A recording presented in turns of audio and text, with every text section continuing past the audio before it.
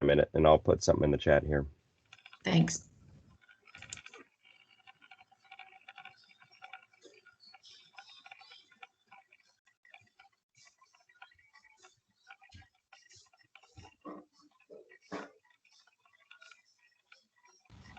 All right, so if it's okay, we'll go ahead and start. And just talk about a little bit about flight endurance as an event. I've been building models all of my life since middle school, I guess, which seems like a long time. With different levels of success and build different kinds of models. And I'd really given up on rubber band powered free flight, which is what flight endurance was, until I saw a kid at Highland Springs doing it before I was the TSA advisor. I was a science teacher. And I said, well, that's kind of neat, and I helped that student a little bit. And then I had some other students that saw it and thought it was pretty neat. And we just kind of jumped into it with both feet and said, we really want to do well at this. We want to go to nationals and compete in this. And so we went and we flew 52 seconds. And I'll just tell you, 52 seconds for anybody that's done flight endurance, that when you go to nationals, if you fly 52 seconds, you are a spectator. You're not really competitive. And so the kids were enthused by losing, if anything I can say.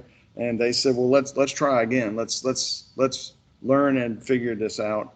And so we tooled up and we practiced and we worked hard, and we made semifinalists the next year. So in nationals. So I felt like the kids were on to something. So we just kept working at it, and it's been about 14 years now, and we've had some success. We've had a fair amount of success at the state level.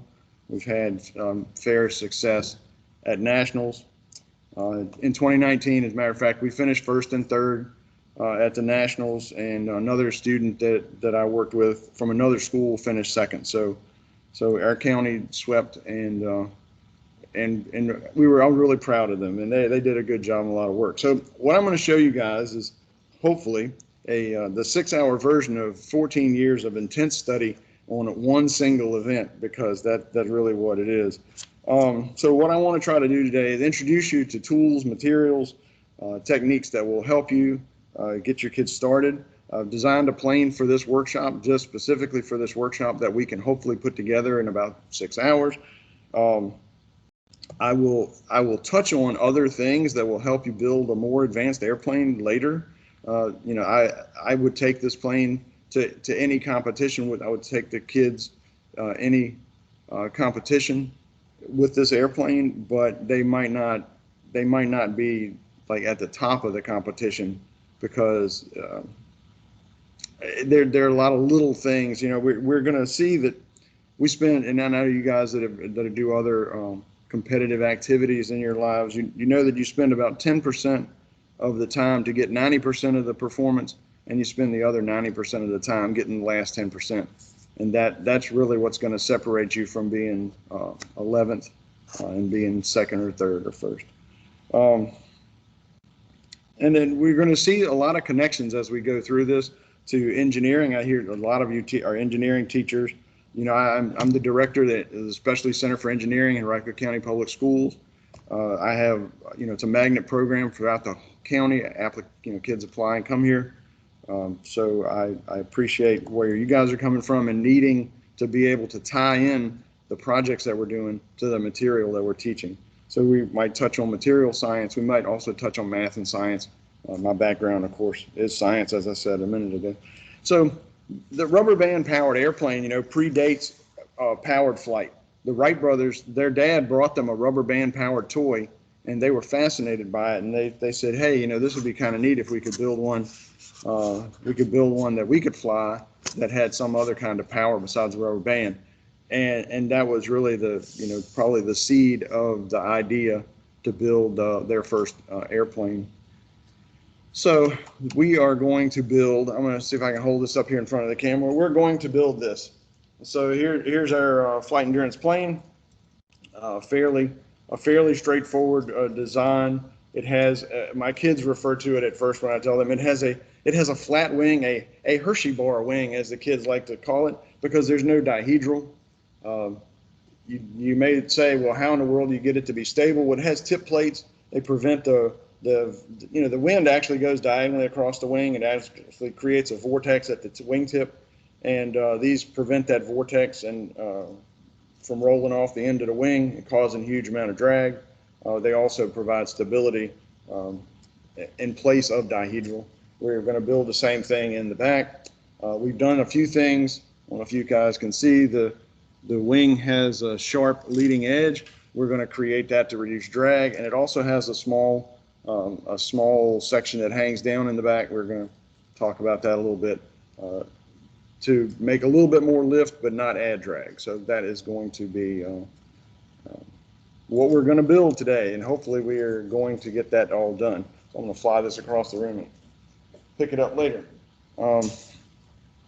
So we're actually going to start by bending a piece of wire. So I tried to pre-make most of the parts you needed, the wire parts, because wire bending is tedious and not everybody enjoys it. But the one piece that I didn't bend is the hook that goes in the back of the motor stick.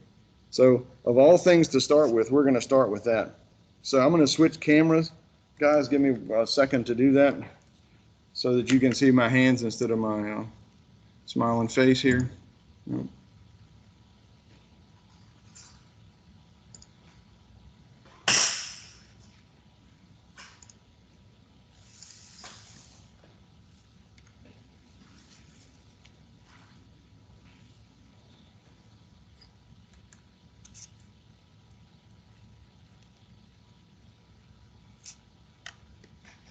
hopefully that is in focus for you guys.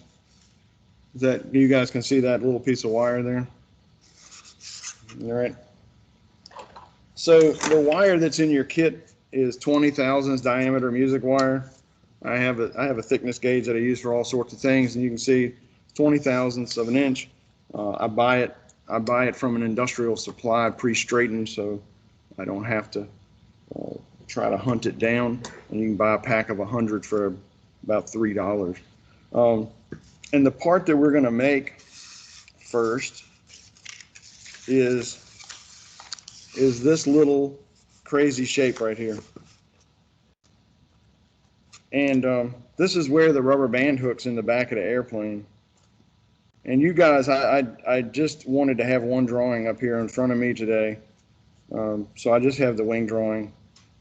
But we'll switch drawings in a little while when we make the motor stick. But you guys have a drawing that I sent you as a Word document or as a PDF file. Hopefully you can you printed that or you have that pulled up. And this is the little piece of wire that we're going to make.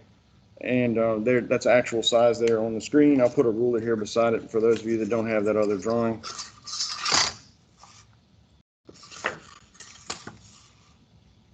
We'll do the most tedious thing first, then the rest of it will be downhill, right?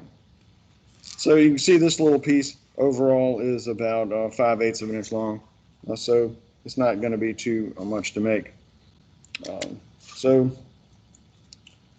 I have several different sizes of needle nose pliers. I feel like Tim Allen. Sometimes I have tools to fix tools. I know you guys do too. You're all tech ed teachers, so I know that you guys have lots of tools around.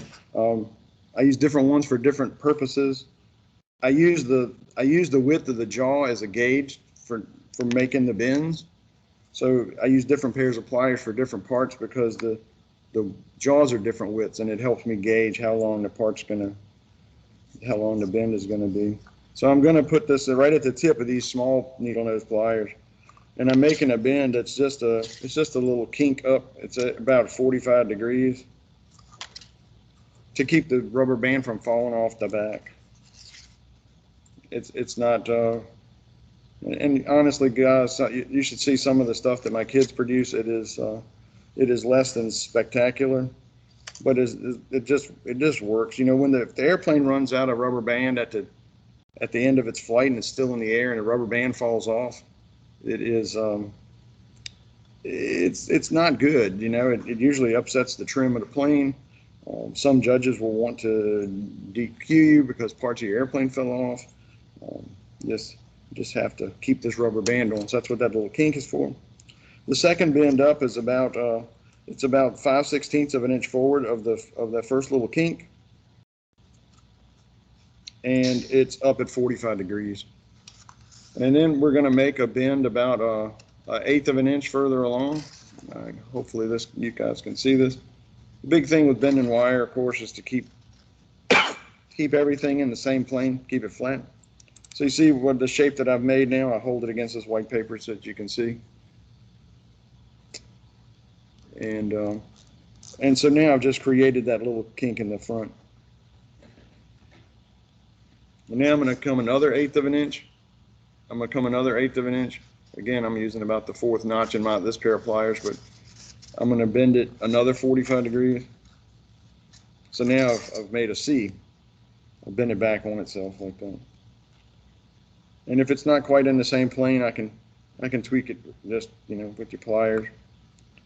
Like I said, we're starting with the most tedious thing first. So now it's like a shepherd's hook, like I'm getting yanked off the stage. Okay. And those two pieces need to be parallel. It's kind of important. And then we're going to come right back to where the little kink was at the beginning, and we're going to bend it straight up.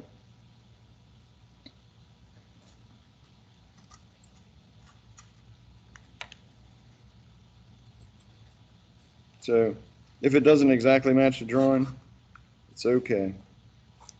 If it's the same shape, that's fine. And then we're going to make this last bend. We're going to be about 3/8 of an inch up.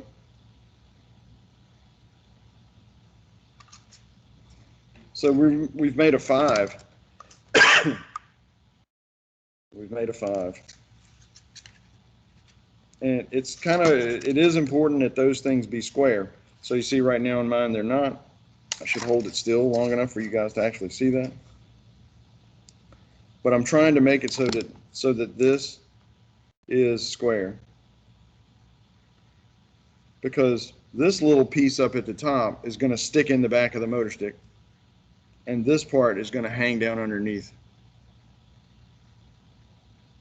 If you've taken a look at the two little drawings that I sent you, those two 8.5 by 11 drawings that I sent you, you'll see that this goes at the back of the motor stick.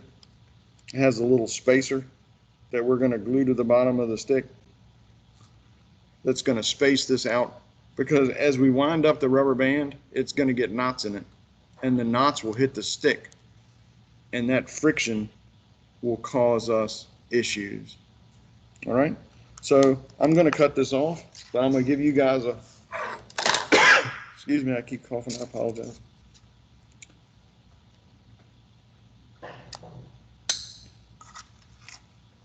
So we made a little piece that looks like that.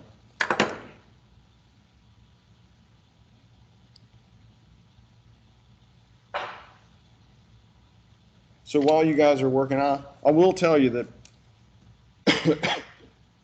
this is one of the things that the students struggle with, is bending the wire.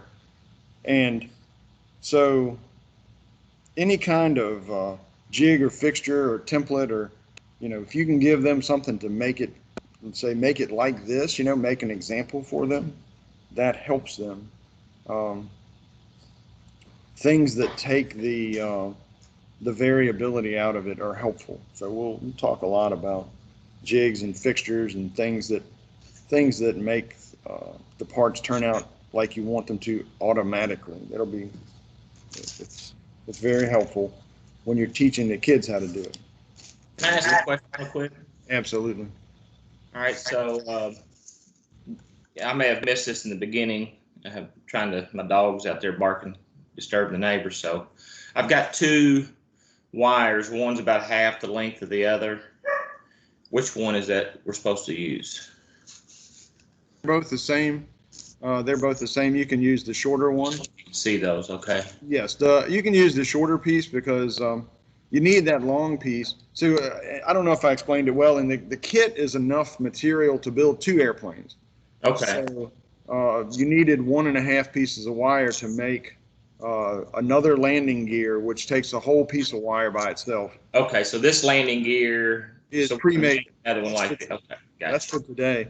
I just did that to save time, so we don't have to spend an hour bending wires this morning. We can just bend this one piece and we're done. Okay. And then that way you'll have another kit. You'll have another kit to take to school and share with the kids, or Okay. or just build for fun and fly it in your backyard. Yeah, that ought to go over good. Well, here was the interesting thing. I'll tell the story while people are finishing this wire. Um, I decided to test my prototype. It came out at 6.8 grams, which I was tickled. And I took it out one night on a really hot day here in Virginia, and it was dead calm. I thought, um,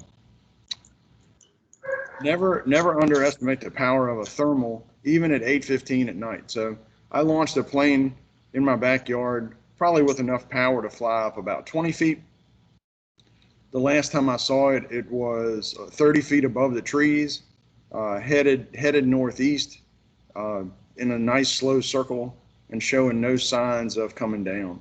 And I searched and searched for it, lost my house keys, car keys, everything while I'm looking for the airplane. So I had no keys and no plane and had to start again and build another one. So you can fly them outside, but be prepared for a long chase.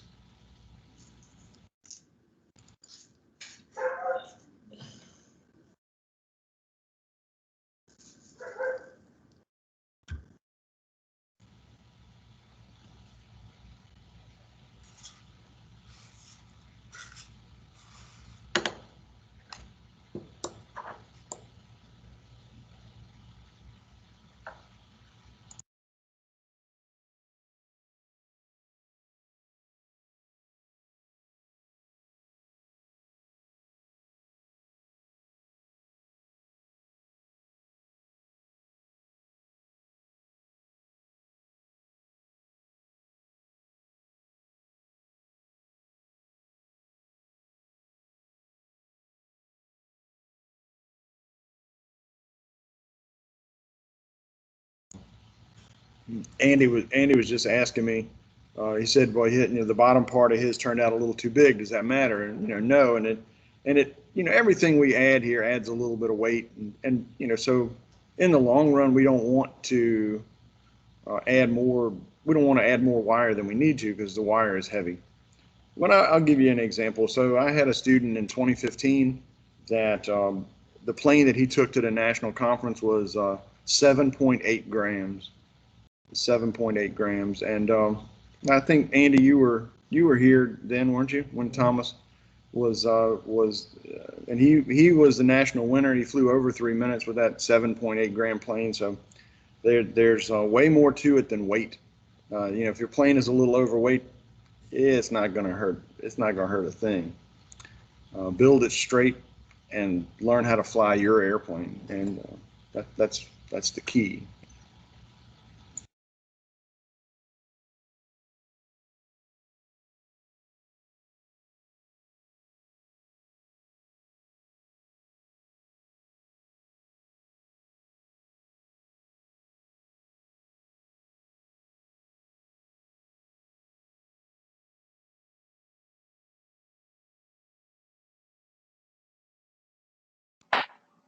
Billy, could you give us those dimensions again on that piece that you just made?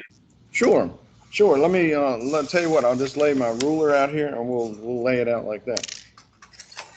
So the first little kink is going to be somewhere like 3/32 of an inch. The first little kink, and then the bottom of it is about 5/16. It's about 5/16 that the bottom flat, and then 1/8 of an inch up and 1/8 of an inch up at 45. So those two. And again, you can see, and I know you guys are familiar. You got your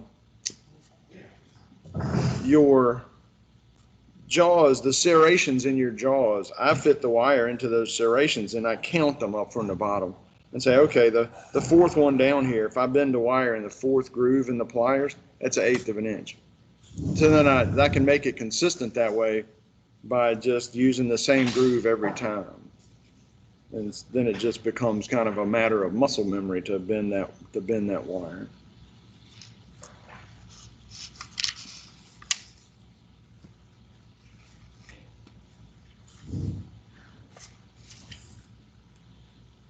So 3/32. It could be less. It could be a 16th if you're off there. 5/16, 1/8, the 1/8. And then the length of the top part, just bend it so it's about the length of the bottom part, so that it bends up here, out this at the back. You know, that's all. We're just going to take it to show you how it's going to go. So here's our stick that we're going to use for the motor stick, and we're gonna hook this. We're gonna hook this in here so that it goes about like that. And you see how, can you guys see that there's a gap there? But we're going to Yes. fill that gap in with a piece of wood. We're not at that point yet, but that's what we're going to do. And that moves, the rubber's going to hook on this point right here. And that's going to keep it spaced out about 5/16 of an inch away from the stick, which keeps the knots from dragging on the stick. So there's no picture on our paper like this, right? There's a picture. I sent two 8.5 by 11 pages, and one of them has a full-size pattern for the wire. It has a full-size pattern for the landing gear wire and a full-size pattern for this, but the landing gear wire I made for you. Okay, and then the other plan is not full-size, but it shows you the arrangement. And the motor stick that I gave you is already cut to size, so you know everything is. Then it's just going to be a matter of. I'm just not seeing it on one of the pages. I see the landing gear, and then there's a wire that looks similar to the one you have. Yeah. But it's pointing at the landing gear. Yeah. Let me see. Hold on a second. Here's what I'm looking at. So I just wanted to clarify just to make sure that. So right here. Yeah. The image kind of looks like yours, but you've got the longer bottom portion than what this one has. So see how it just comes to a little. Oh, it cut that off. It cut it off. I apologize for that. It cut that off in the drawing. So that look at the other. Did you print out the other page, Rusty? Well, I printed out this one, and then there was one the big page I couldn't print off. I just got part of it. Understood. Yeah. So hold up the that one. If you move over to it should be complete on the back end of that. Does it show it there? Did it cut it off on that too? So I sent you guys drawings that had something. See it on there anywhere? Slide it over. Yeah, it cut it off. Daggone. Okay. So we just need to extend. I'm sitting there, that's why I was trying to make that. And I was like, oh, mine doesn't look like it. So. Yeah, I got you. I sent you the wrong thing. I will fix that. I'll make a note. I'll send you the right thing. I copied that in the AutoCAD. I copied it and pasted it to another thing and I forgot to copy part of it, obviously. Sorry, guys. But yeah, it needs to be this shape. So that bottom piece needs to be on there.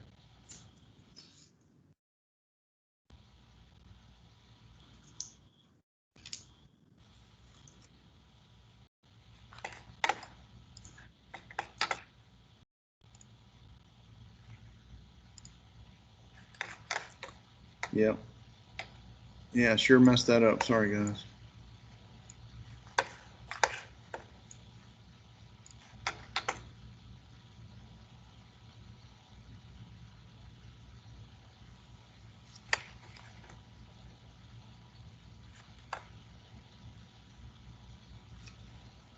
All right.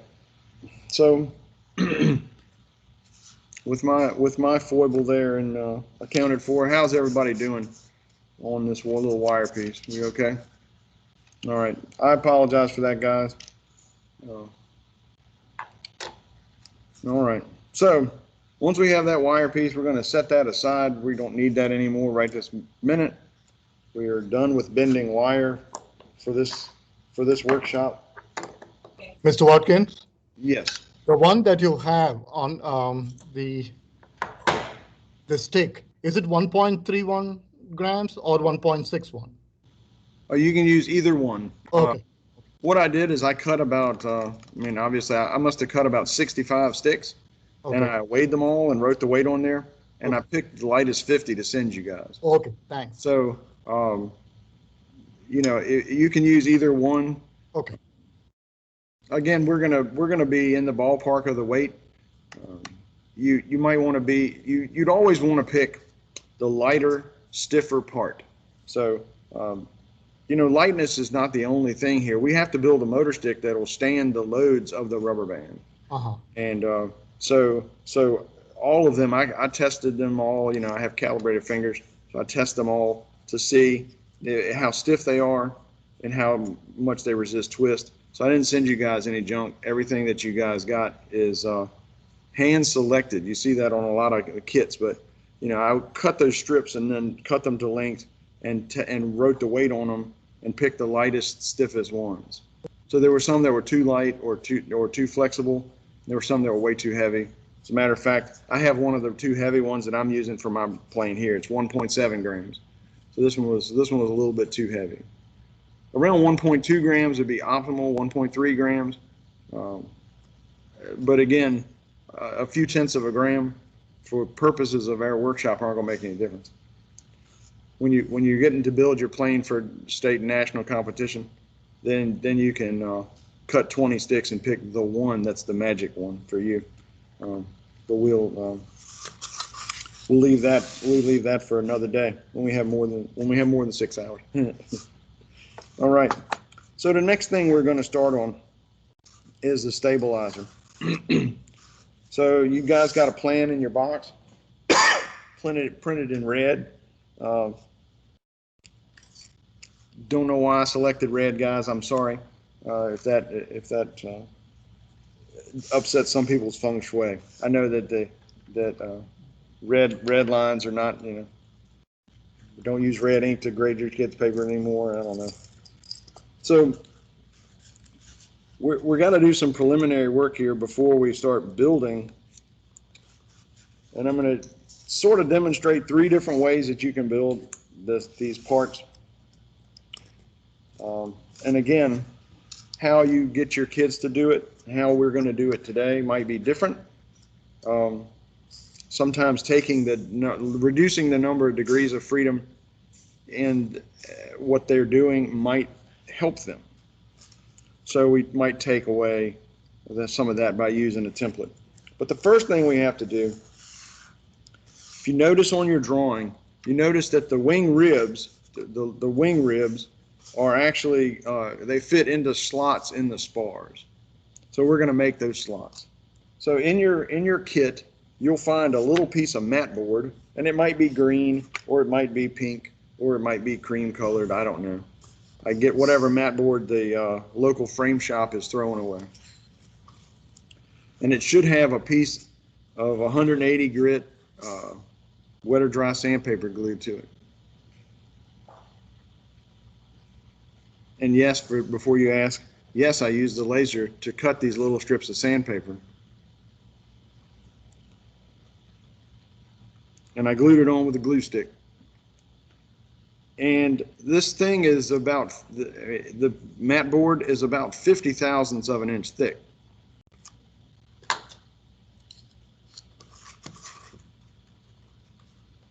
$52,000, $53,000. So we're going to use this. We're going to use this like a dado blade, and we're going to use this to make little dados in our spars. This gives us a lot of freedom when we cut the ribs because we don't have to fit them as perfectly. Andy can tell you. Normally, I would make a butt joint there and just glue the rib to the spar in a butt joint, but the fit has to be perfect, and that's tedious and takes hours. So we're going to do it the easy way, and we're going to make slots. So we're going to pick one of the sticks. This stick is 3/16 by 3/32. And all of the wood in this, I'm going to put in some shameless plugs for my suppliers, and I will send you guys a list later where I buy stuff from. I got this wood from Model Aviation Products in Canada. It was really nice, lightweight wood. I think all of the wood that we used in our kits is 6 pounds per cubic foot or less, and except for maybe the motor sticks, and that's really the range we need to be in. One of the first things I teach my kids when we're doing flight endurance is how to calculate the density of a sheet of balsa wood. And every piece of balsa in our shop has labels that tell you the density, so that we know what to pick for different parts. So we're going to cut a piece of this, and we want it to be straight, so I'm just going to sight down it. You know, I can't really show you that. I'm sighting down it to make sure that it's straight. Some of the pieces have a tiny little bow in them, and if anything, we want that bow to be up. So think of it, anybody that's built a house, when you put the floor joist in, you know, you always put the bow, you always put it so that they bow, so that the belly is up. Well, we're going to put the belly down in almost all the parts that we use today, because we're going to preload them in the other direction. We're going to load them in the other direction, and we want them to be bent the other way. So we're going to find that stick. It's a long, you know, there should be, some of you have 2 long sticks, and some of you have like 1 long stick and 2 shorter sticks. It all depended on what the size of the sheets were that I was cutting the strips from. So while we're finding that piece, I'll show you one other cool tool. Some of you may have one of these in your shop already. Master Air Screw Balsa Stripper. You know, you go to the store and you buy a stick, a balsa stick, and it's cost 50 cents. You buy the whole sheet of balsa for $2, and you use this little tool, and you can make 30 strips from it. So this little tool's worth the $9 that it costs. It takes a number 11 X-Acto blade. It has a screw adjustment, so you can adjust the width, and you just slide it along, and it makes strips. So all of this wood that you have, all these strips, every strip that's in your kit came from a sheet, and I cut those by hand and picked out the ones that weren't funky, and that's how you got the wood in your kit. So we're going to take this stick now, and the other thing we need now is there's a taped to a black piece of cardboard. There is a half of a razor blade, and we're going to use that half of that razor blade. If I can find mine. Basically had to transfer my entire workbench from home to school so I had better internet, and now I can't find nothing, but it'll turn up eventually. It's like my keys.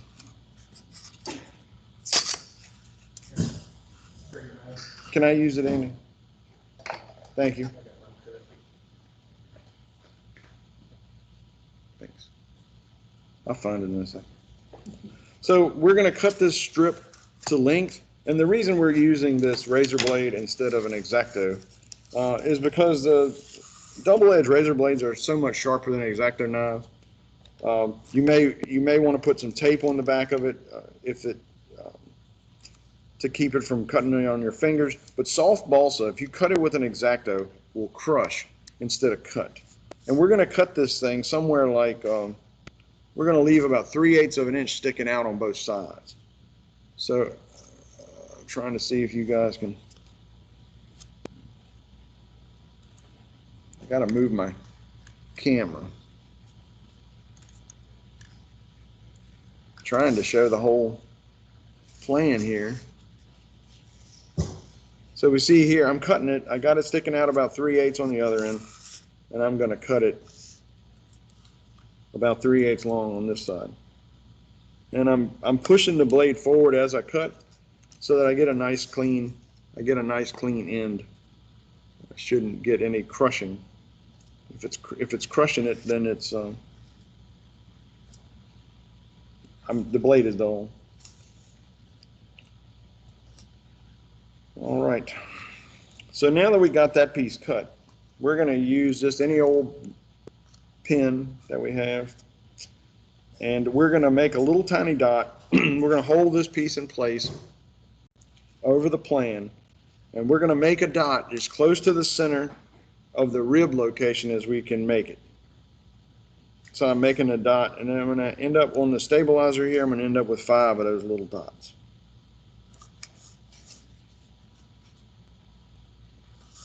Okay. And while I'm holding it like that, the same in that space, I'm going to put, I'm going to very carefully here put a T up here because I want that to be the top. And I don't want to lose sight of what's the top.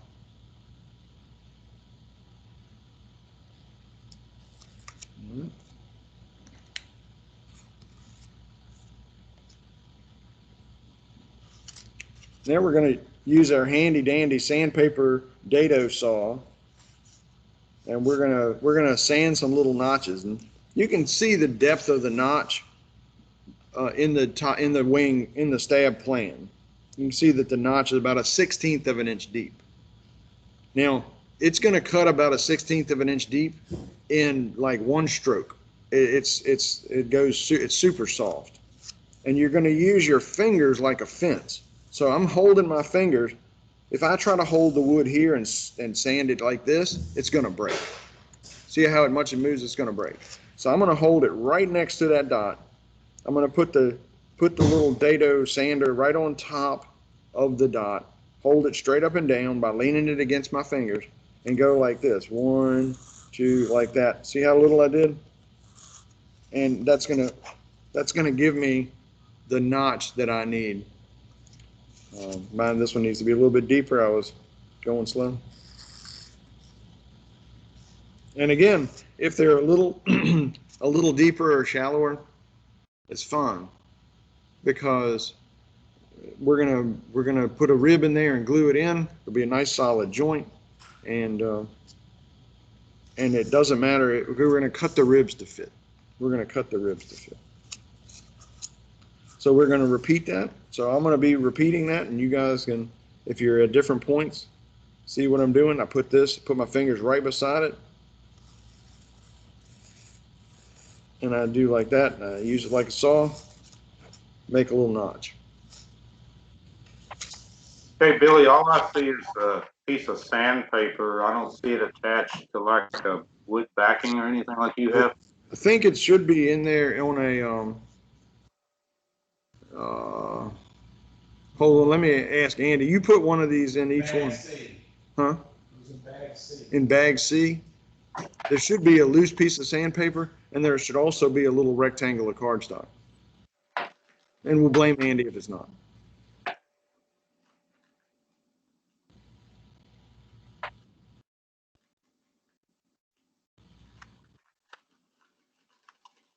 Were you able to find it?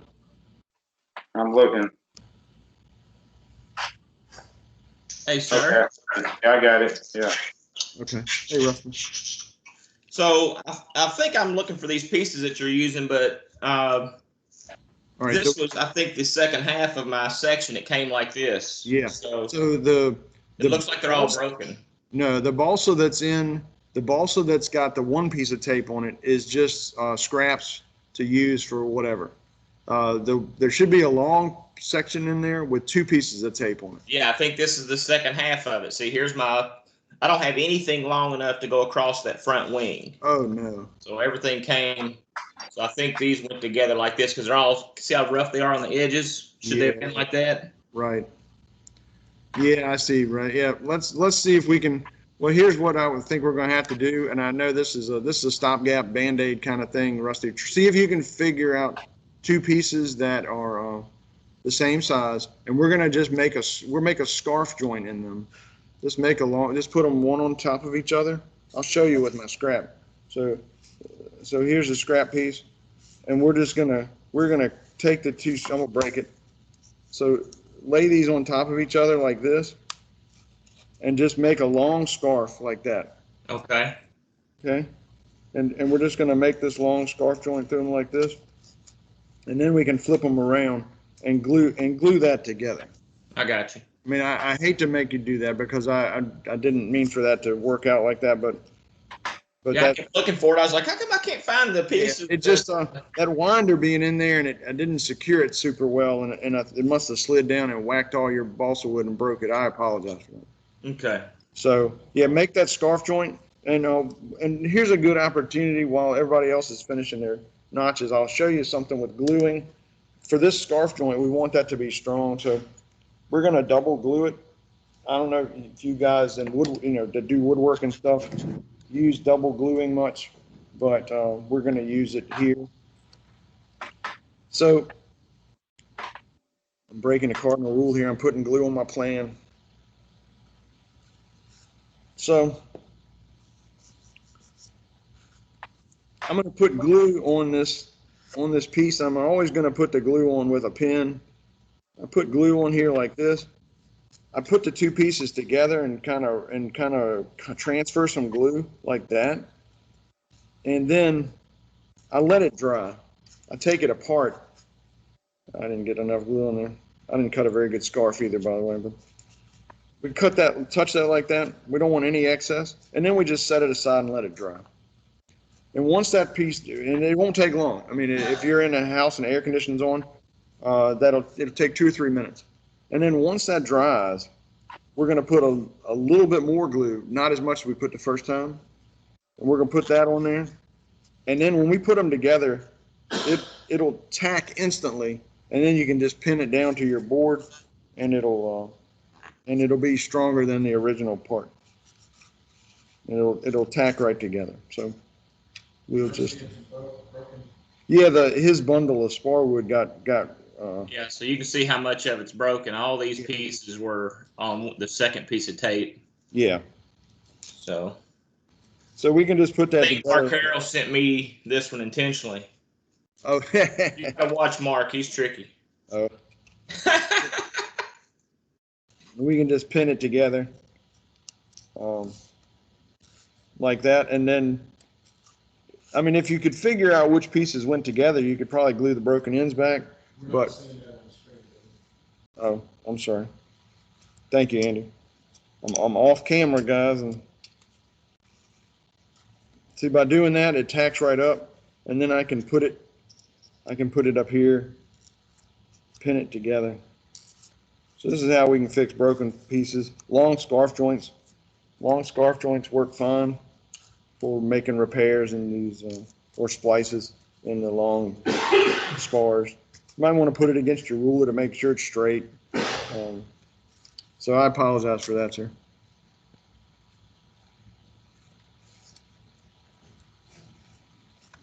That's no problem. It couldn't happen to a nicer guy.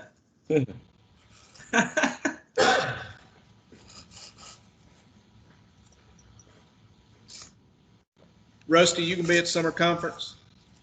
Yes. We'll get you another kit. Okay, thank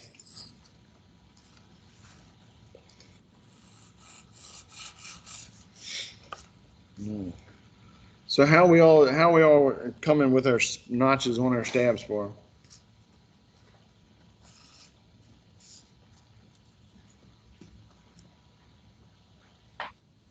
This would be good activities to do at summer conference.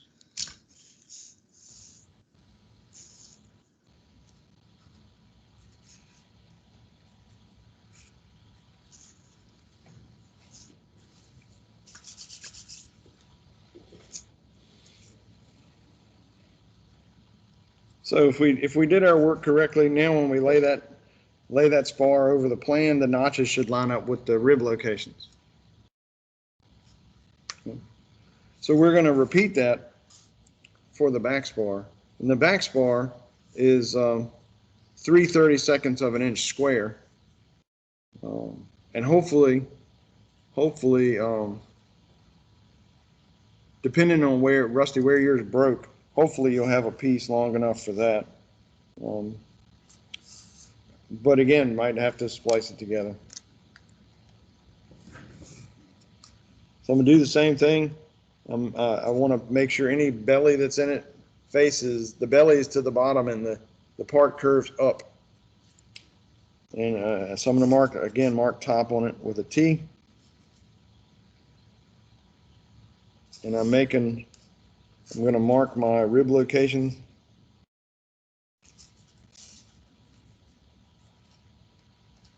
With a little dot.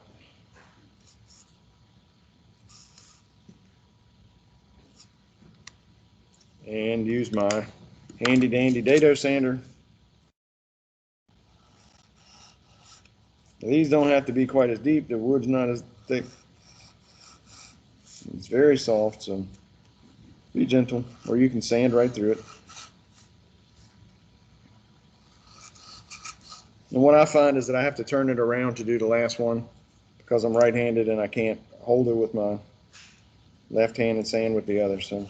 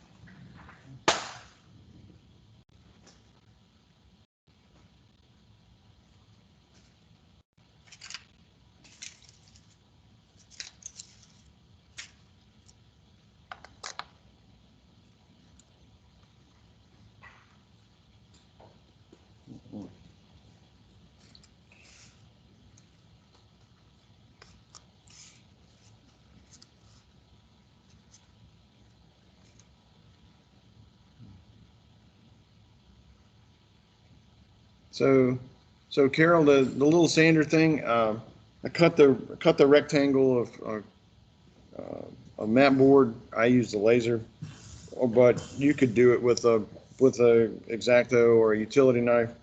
And then I cut the strips of sandpaper. Again, you could just do it with a straight edge or ruler. I did it with the laser, so I know that they would be 50 thousandths one. And then just use glue stick. Just rub glue stick on there and stick it on there. It was not nearly as tedious gluing that on there as you would think. I made them all in about 30 minutes, so it wasn't really very too bad. And you can cut the strips different width, and you can make the wood for the ribs different thickness, and it's handy. So it's handy for any kind of model building. You can make them. I didn't think of this. I read this in a magazine. So.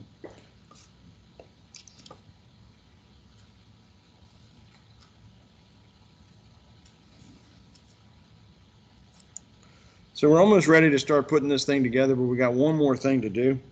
And we don't have to do this. We could leave the spar just like this as a rectangle. You guys can see, I mean, it's a stick, so it's rectangular in cross section. But I want it to be streamlined. And remember we talked about a second ago about removing the freedom, removing the degrees of freedom that the part has to get messed up. And by that, we're going to make a jig. We can use several things. So we can use a ruler. So I have this 18-inch ruler. I have a 12-inch ruler here. That's a little thicker. That would work. And what I do in my shop and the people that have to buy my furniture don't like it because I get the kids to sand across the edge of the table. So they don't like that. But you can put tape along the edge of your table. You can put your ruler down, and you're going to put this stick up against the ruler like that. And that supports it while you sand it to a bevel. Well, that's the quick and dirty way to do it. You just have to measure by eye when you're getting too close to sanding the top of it away. So we would do it. Let's see if I can slide my camera out to the edge of my board, and I'll just show you how I would do that. So you guys can see I'm right at the edge of my board here. My camera will go that far. And I can then just take my sanding block, just a scrap of wood. I think we talked about that in the preliminary stuff, a scrap of wood with a piece of sandpaper stuck to it. Now you're asking on this one, why does it have masking tape wrapped around it? It's another fixture, a gauge, to tell how thick I'm sanding something, because I'm sanding it that many layers of sandpaper thick. So I can just sand like that and it'll get thin, and when the sandpaper hits the table, it stops sanding. And it also doesn't let me sand the table. So I can hold this like this right against my ruler, and I can pin the ruler down. I can tape it down with masking tape, Scotch tape, thumbtacks. I mean, there's 14 ways to do this.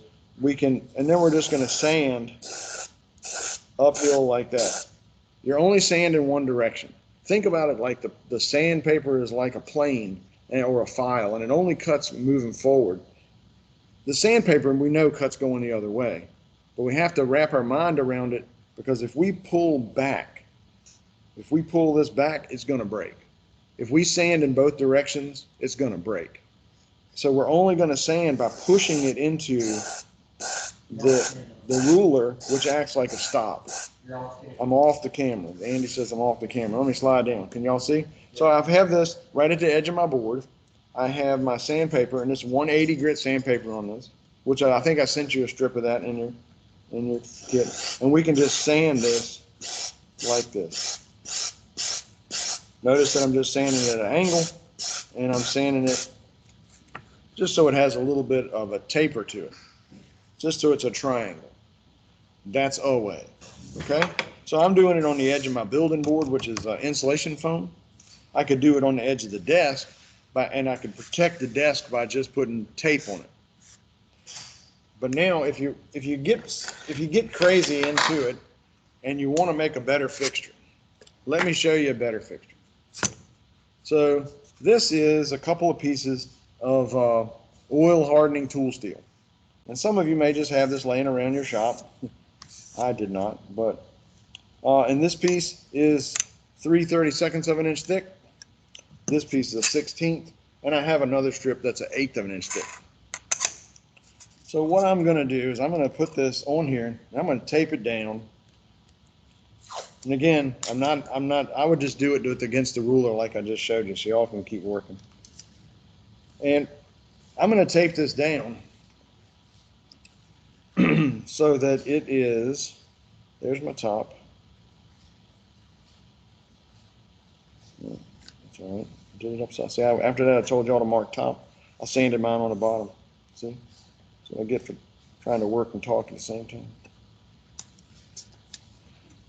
And I'm just taping this strip of metal down to my board like that. And now, let's see if I can get this thing in camera here, the part I'm going to work on. You see, I got my spar sitting against my stop. And notice by leaving a gap at the front right here, by leaving a gap, I can't sand this down to nothing, because my sandpaper is going to stop when it hits that steel. You hear it scraping on the steel? It's terrible on the sandpaper. That oil hardening tool steel, well, it's hard. It's kind of the point. I didn't want to have to keep remaking this fixture all the time. So I invested $20 in this 2 pieces of tool steel, and I don't have to keep making it over and over. I made one out of basswood. Worked great. First 3 airplanes. Sandpaper's pretty aggressive. Sanded the basswood away. Kids come over like, hey, Beckons, this is it's kind of wonky looking. Is this what it's supposed to look like? No.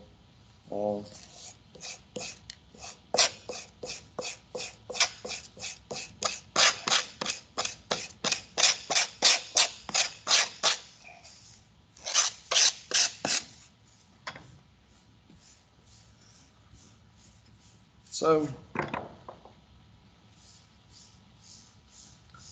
that sanding does two things. It reduces the weight and it reduces the weight and it makes it a nice triangle. And if it's not a perfect triangle, if it's a little bit rounded, that's fine too. Again, these planes are much more forgiving than we think. And that statement that I made at the beginning when I said that we're going to spend 10% of the time and get 90% of the performance, that's also true. Because really, that's all we need to get, except for the very highest levels of competition. 90% of the performance will do.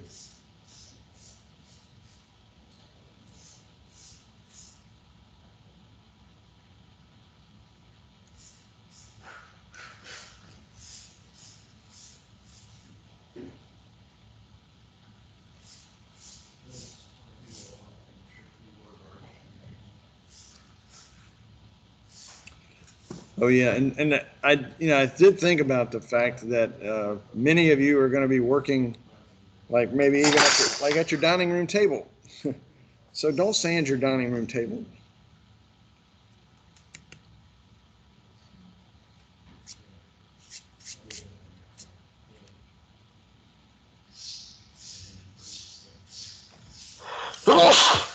Hey, goodness. Sawdust. All right.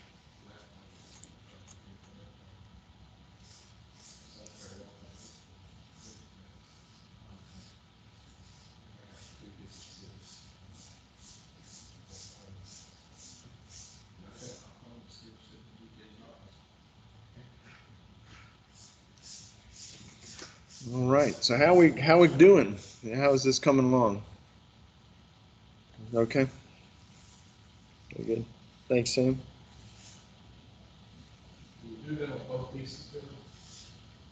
What's that? Just the wide one. Yeah, good. Thank you, Andy, for bringing that up. We're only doing this to the wide piece. We don't need to do anything else to the. I might have to go get some water. We don't need to do anything else to the square piece. The square piece is done. Now the wood that I chose for this, I chose wood that was safe. In other words, I chose sizes and densities that were safe for us to use without having to worry about it being too flimsy. As you build more planes and as your kids experiment, they'll find that they can make the parts smaller. They can, if they're more carefully checked stiffness, they can make it lighter. They can change the sizes of the wood. Lots of room for experimentation. Balsa wood's an amazing material, but it is far from homogeneous, and so we are going to see that lack of homogeneity also makes it a real challenge to find the right piece.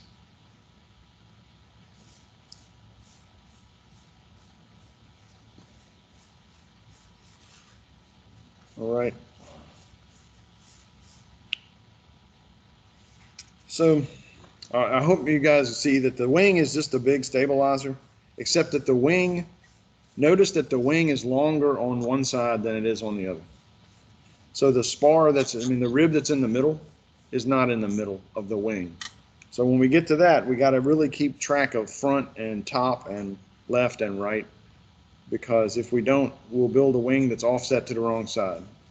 Can I see the end of your front there, like the end of it? The cross section, let's see if I can do that. I'll tell you, hold on, I'll tell you what. Let me cut a little piece off of it and then hold it up here. Can you see it there in the camera? So you made the slant there. You couldn't tell it in the camera. Yeah. Sure. So it's got a little bit of a slant, but notice that it doesn't go to nothing at the front because we don't really want to make it that thin and we don't want it to make it crooked. So we make it a little triangle like that. I got you. And that just removes some weight and streamlines it a little bit.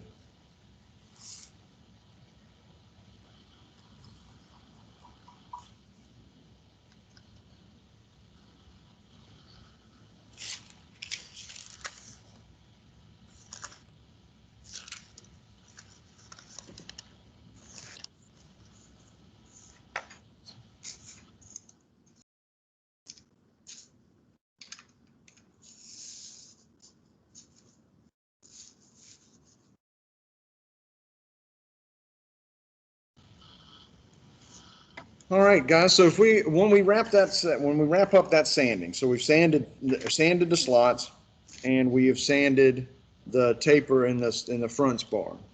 Now we're ready to put it down on the board. Now there's several ways that we can do this. Like when I build these lightweight models at home, I use weights, and Andy asked me what this was for. This is my little tray of nickels. They're cheap weights. They only cost 5 cents, and I can put them on the part like this and hold it down. Now I don't recommend that for you guys doing this, but I'm just showing you because that's how I do it. But there's another way. You notice that on the page that had the wing and stabilizer drawing, there is a thing looks like it has tooth marks in it, right? And that is a template. And if you look carefully at it, you'll see that is the size of the opening inside of the wing and stabilizer.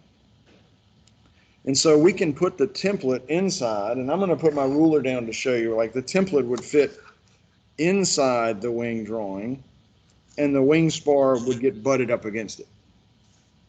And then we can pin it down to that template. Now, that takes a lot more. Getting that template cut out, if you don't have a laser, takes a lot more time than we have today. And so we are not going to use that today, but it's a really good way to do it when you're working with your kids, because you can cut the templates out. The notches you can cut with scissors, but the long straight edge needs to be straight. So you can cut it with a ruler or a straight edge. Now the third way, well, there's several ways. There's 4 ways. So the third way is we would put the rulers that we have. I have this 18-inch ruler, and I could put that on the outside like that. In some ways, this is a safer way, because it makes me sure that the wing is straight because the ruler is straight. It also makes me sure, if my plan is drawn and it's the right size, that my wing is never going to have a wider chord than the rules allow. So I can put that right up against that like that. See, I just pinned my ruler down, and now I can just pin the spar down. Notice how can you guys see I'm leaning the pins over towards the ruler, and that holds the spar down. I don't stick the pin through the wood. It's a temptation there. Don't do it. And that holds the spar down. If you tap it with your finger and it jumps up and down, then you need another pin.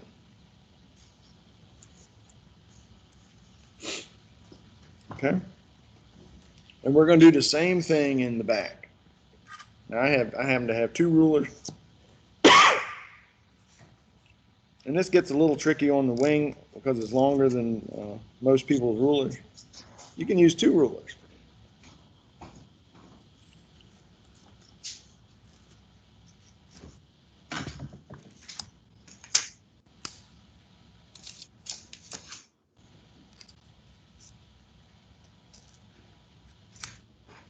So this really is my preferred way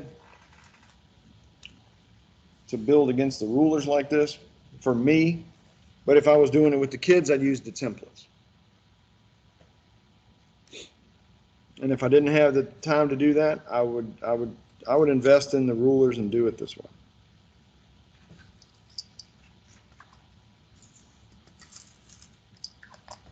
Something else to invest in. Invest in stock in a company that makes straight pins, because you need them. You need lots and lots of pins.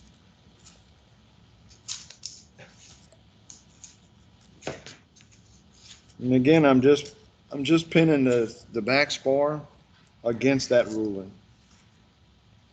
And it doesn't have to be a ruler. If you know somebody in your county has a sheet metal shop, just get them to shear you some pieces of aluminum and deburr the edge, You could draw file or whatever, clean it up, and just have, it just needs to be straight.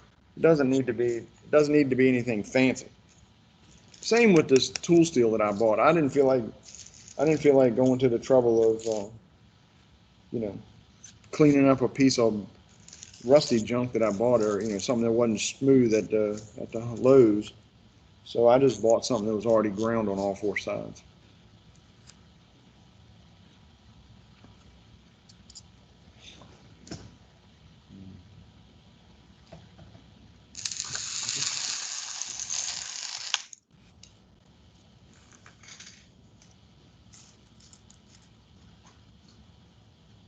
All right. So hopefully we are just figuring out how we want to do it. Now, if you don't have a ruler, you can use pins on both sides of that stick, and put some pins straight up and down and some pins at an angle, and you can hold it there just as fine if you're careful. But again, it's that whole thing about taking out some of the freedom of the part being able to do what it wants to do, and you control it and make it do what you want it to do.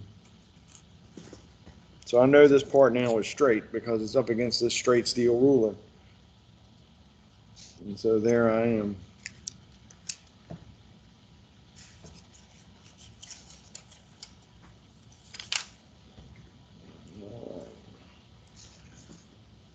We're moving along here, guys. We're moving along. So the process by which we make the wing is going to be exactly the same as the process by which we make stabilizer. So once we go through all the steps for the stabilizer, we'll have a momentary stretch break while the glue is drying, and then we'll switch over and prep the spars for the wing. And then by the time the glue is dry on the stabilizer, we'll be able to start building the wing.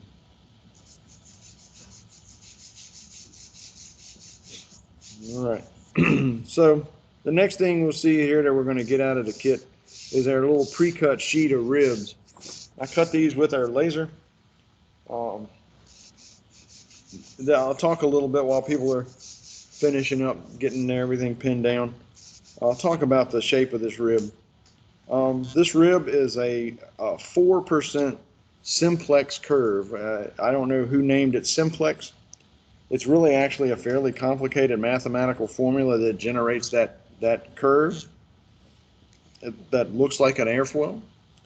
One of the little tips that I can tell you is that when you fly, your wing needs more arc or camber when you fly in low ceiling sites.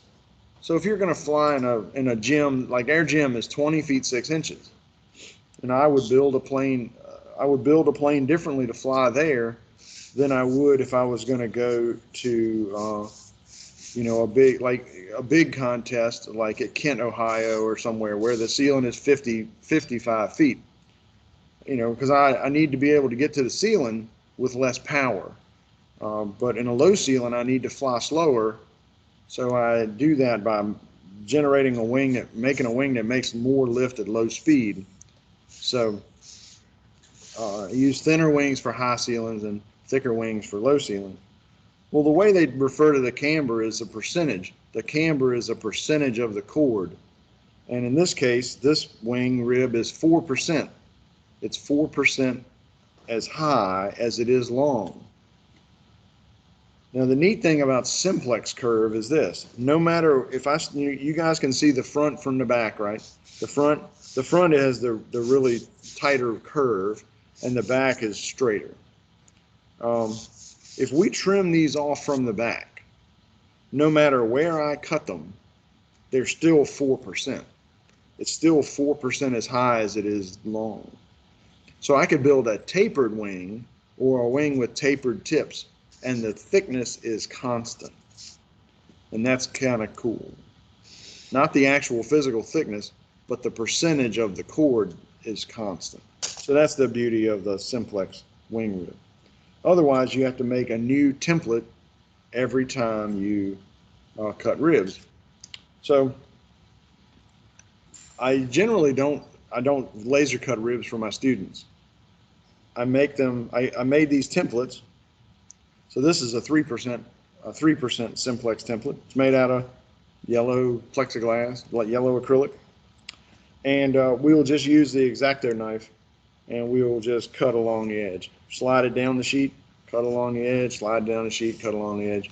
And that's how we make ribs. It honestly makes a cleaner looking rib than the laser cut ones, because the laser cut ones are scorched on the side. And they're so small you can't sand them, so you can't sand the scorching off. And so that's a way to do it. If you don't have a laser, you got to do something else. You can cut this template out with with tin snips out of a piece of aluminum and clean the edge up with a file. You can cut it out of mat board. Again, raid the local frame shop and they will give you scraps. I had a student whose mom ran a frame shop, so every time I need mat board, I go to her shop and say, hey, I need some more mat board, and she hooks me up. So it's all lots of different ways to skin this cat. So what we're going to do on these ribs is we always want to trim them from the back. So we're going to cut these apart. We're going to cut these apart. Oh, sorry. Thank you, Andy. That's what I needed. I needed somebody to remind me when I'm in the camera and when I'm not. Huh? Yes, sir. So notice I'm cutting the back end free. So I cut all the ribs. I cut the back end free. Now I can spread them out if I want, and I can cut them off one at a time. Well, I can go ahead and cut them all off. It doesn't matter. Have a little stack of them, as long as we can remember which one's the front and which one's the back. If you're having trouble remembering, you can put little ink dots on the front so that there's no question. But it's pretty obvious in the curvature that the steep part of the curve is the front, and the narrow, shallow part of the curve is the back. And we're never going to trim the front. Yeah, the more slopey part. That's what Andy said. So put a dot on there so you can remember. Or just take a highlighter and do that. And just make a mark on there so you remember. Don't cut that end off. Don't cut that end off. Now, if we did our sanding right, the front end of that rib will fit in that slot we made. See how nicely that fits in there? Stands right up. Looks beautiful.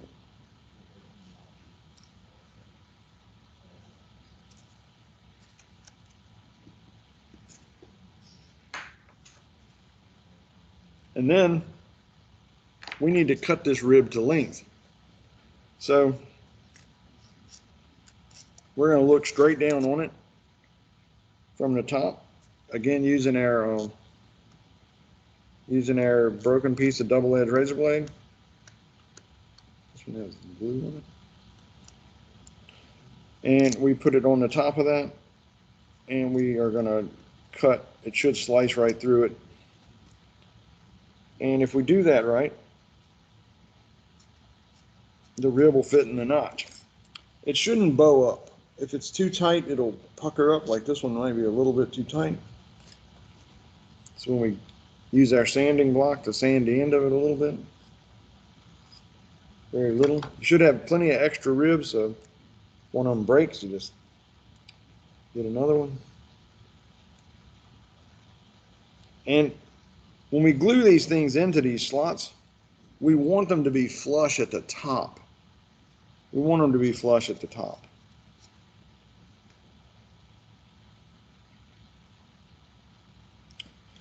So that's one. We can then go ahead and fit the other four. Stick it in the front. Make sure it's flush. Eyeball from the top. Cut it, slide it in the hole.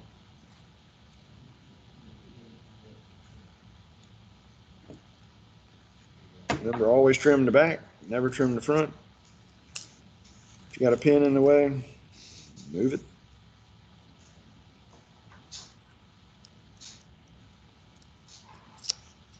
Put it in there, slide it in a slot. It's like the directions on the bottle of shampoo. Lather, rinse, repeat.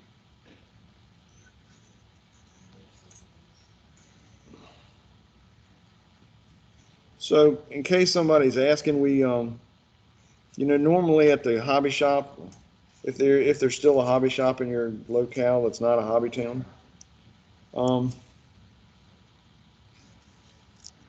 the balsa wood that you're going to buy there is going to be 1/16 or 3/32 or maybe 1/32 if you're lucky. But this balsa that we're using for these ribs is 1/20 of an inch. If you go to major balsa suppliers like National Balsa or SIG, you can still buy 1/20 of an inch balsa, or 50,000 stick balsa. And you want contest grade, which is supposed to be 6 pounds or less. Although the popularity of wind turbines today has made a huge, brought huge demand for balsa for the cores of the blades, and balsa prices have gone up. Anybody that does CO2 car will tell you that a balsa CO2 car blank is $7.50 now compared to $3 just a couple of years ago.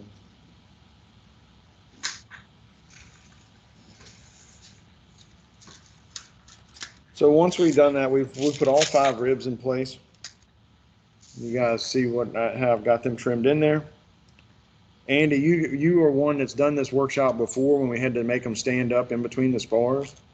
Yeah. Are the slots easier? Or are they? Is that? Okay. Oh yeah. So Andy's like, so that was one design change that I think is going to save us a lot of headache. So now our task is to glue these in. We're going to glue these in, and because it's normally, if I was doing a butt joint, I would double glue it like I talked about when we did to make that scarf joint. But we don't really want to do that here because we don't really want to take that time. So I'm going to start with this one in the middle.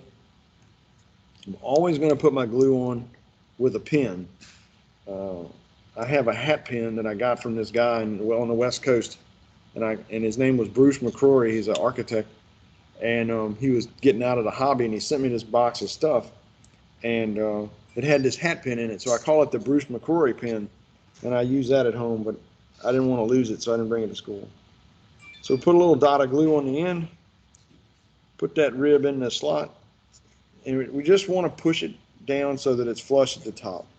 And if we do this really carefully, we'll never glue our plane to the paper. So we don't need to put anything on the paper. But with your kids, because they're going to use too much glue, I'll just tell you, you know this. They think if a little glue is good, a lot of glue is better. And they'll want to use the glue right out of the bottle and go and stick it on there, blot, blot, blot. Now, the glue that you guys diluted, that'll build 20 airplanes. And you'll waste a lot of it because it'll dry on whatever you put your little puddle of glue on before you get to use it. But the thing to do with your kids is to use parchment paper. You can buy any cheap brand at the dollar store parchment paper. All my life up until about a year ago, I used wax paper, and that's just what I was. They didn't make parchment paper then. Parchment paper is impregnated with silicone, and nothing will stick to it. Nothing will stick to it. Super glue. You can glue 2 parts together with super glue and put parchment paper under them, and when the glue dries, you just peel it off, and it comes right off. So you can get a roll of parchment paper for a couple bucks at the dollar store, and you don't even need to cover the entire plan because you're only making glue joints at the ribs. So you can actually take your scissors, if you're worried about gluing your thing to the paper, which you shouldn't be, because if you're using the right amount of glue, you won't. But for the kids, And just take a little square of parchment paper and stick it underneath the joint like that. Okay. So we're going to keep on trucking here with our gluing.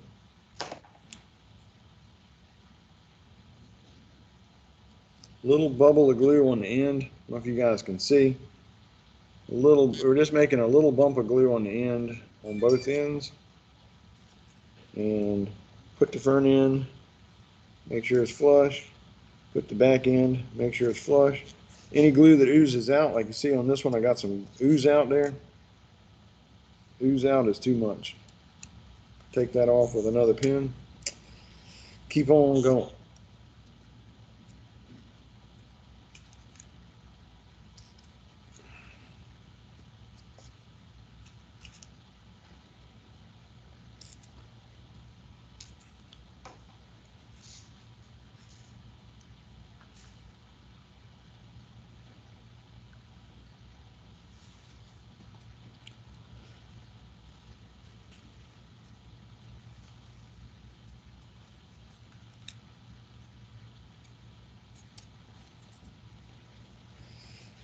Now, the reason we cut the spars too long is so that we could have a slot instead of an open rabbit, really, I guess you'd call it, an open groove at the end. It's harder to get the rib to stand up straight when the groove is open on the side. So we'll just glue it together like this, and then we will cut that off.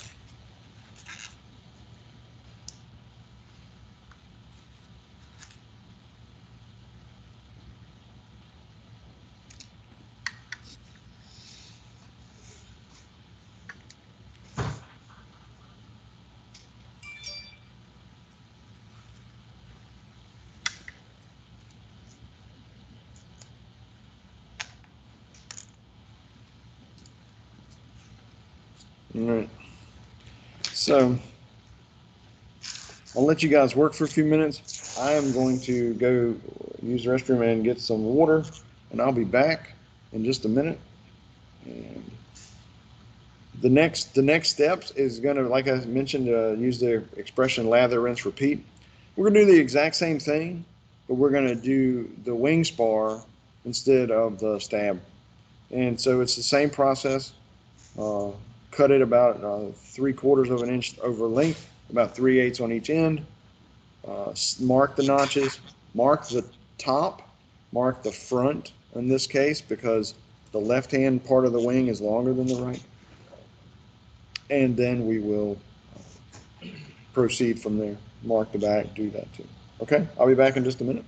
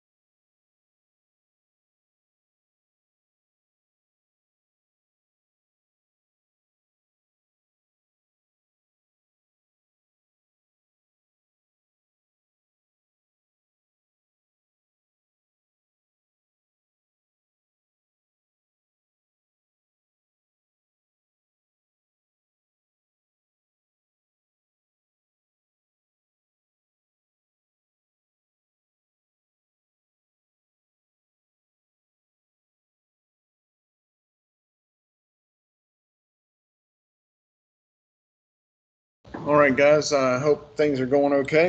How are we doing? We getting stuff glued together, or some people switched over and started working on the wing?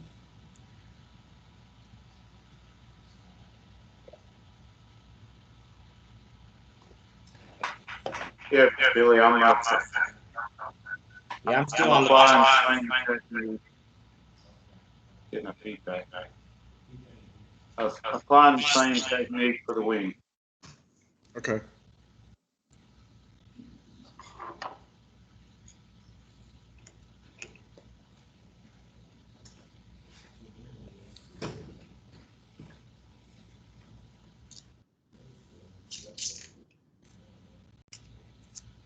So what I'm going to do here, guys, I'm going to move this upper ruler out of the way so that I can get to the wing. I'm going to do the same series of steps here. So now I got here's my piece that we scarfed together, Rusty, and now I could just use that just like just like the unbroken stick. So hopefully we'll Okay. I do want to share one thing with you guys while we're going along. Again, when you work with your kids, and I know one of you said that when you did it in New York, they had really successful. Here's what I created for my kids. I created like a little club, a plaque. So when a kid broke 2 minutes, when a kid breaks 2 minutes, I put their name on the plaque. And you see the first kid here, Dan Johnson, 2007. And it was real accomplishment. Like his little brother did it a couple of years later. And then as we go, different kids did it. And so then once they changed the rubber band size on the planes from a gram to a gram and a half. So 2 minutes wasn't really a huge accomplishment anymore. So I made one that says that's a 3-minute club. So, and honestly, there's still only 3 kids on the 3-minute club.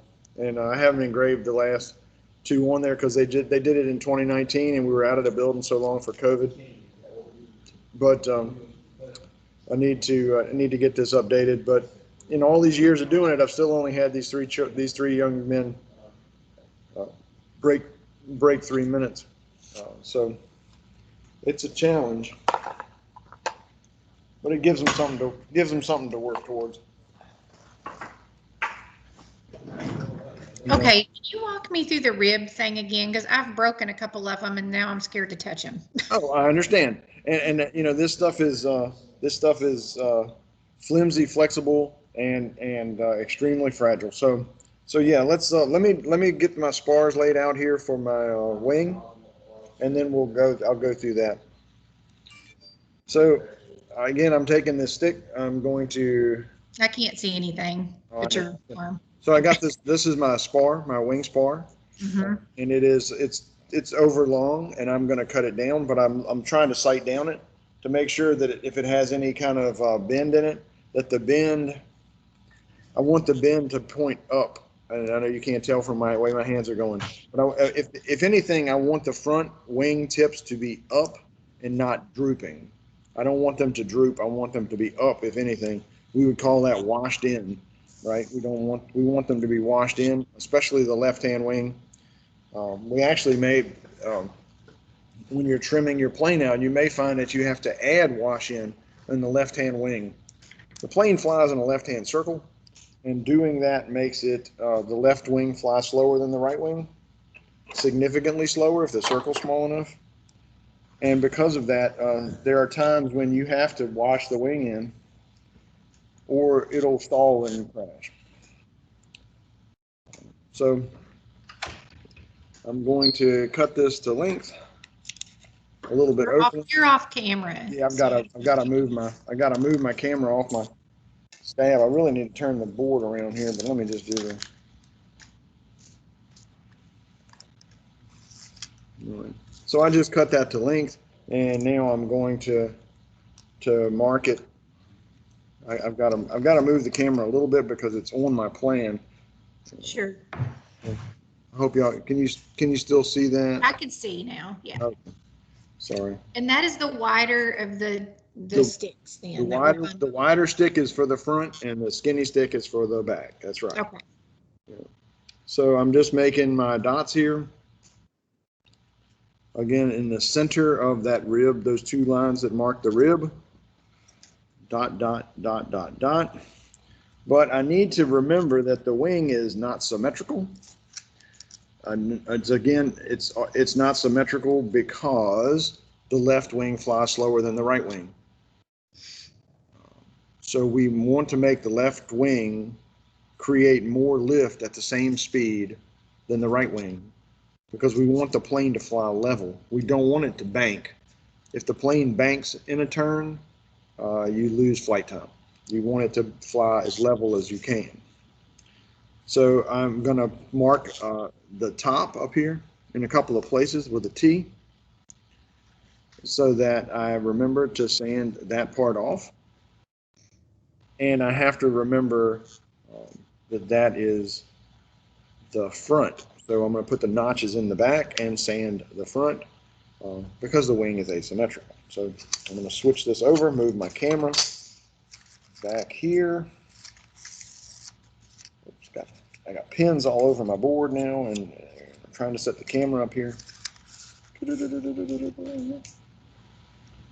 So I'm going to use my notching tool to make those notches again.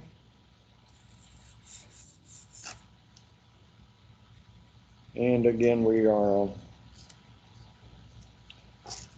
not super concerned with how deep they are. They need to be deep enough that it just makes a much better glue joint than a butt joint. The butt joint works, but it is hard to make and not as strong.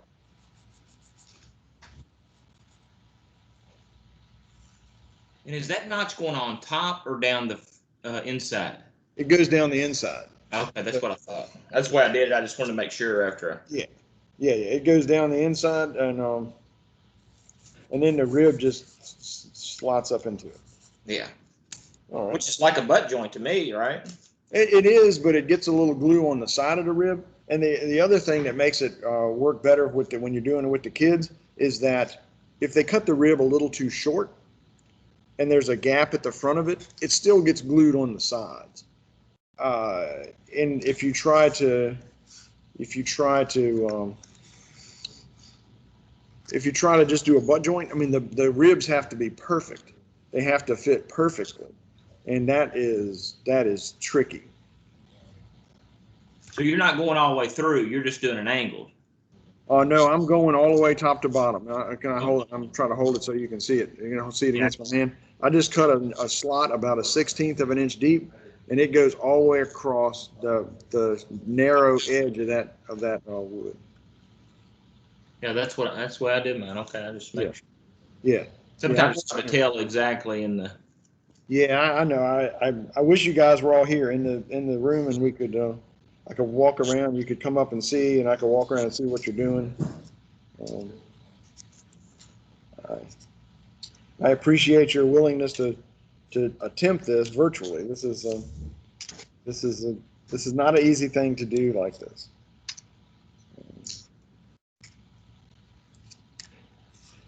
So I'm moving my I'm going to move my stabilizer. The glue is dry enough now. I'm getting it out of the way on my board because it's in between me and the wing, and I'm afraid I'm going to crunch it.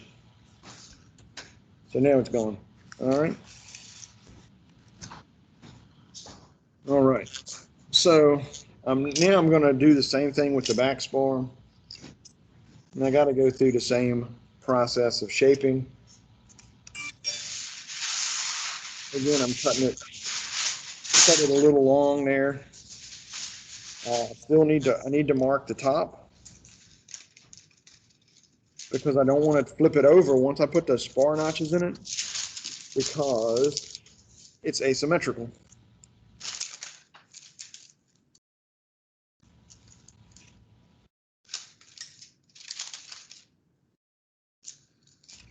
A lot of times when I'm working, my bench at home is higher, and I have a tall stool, but I have to stand up because I need to stare down at the part. I need to be right on top of it and look down at it.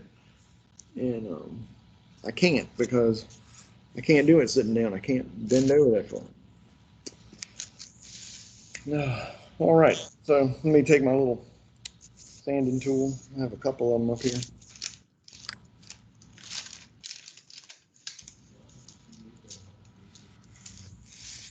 And the back ones are a little shallower.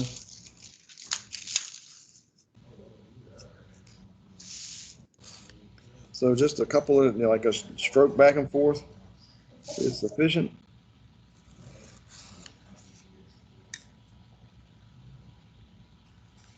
Turn the last one around because you got nothing to hold on to. All right. So let's, I'm going to pin this down again. I'm going to move this whole shooting arrangement here. We got about,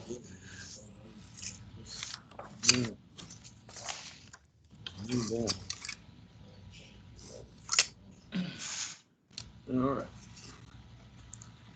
So again, here I'm pinning down my ruler. And if you don't have a long enough ruler, use two, or just pin it down and just pin it straight down. That's all right. Did you sand the front edge of that one 245? I did not yet, no.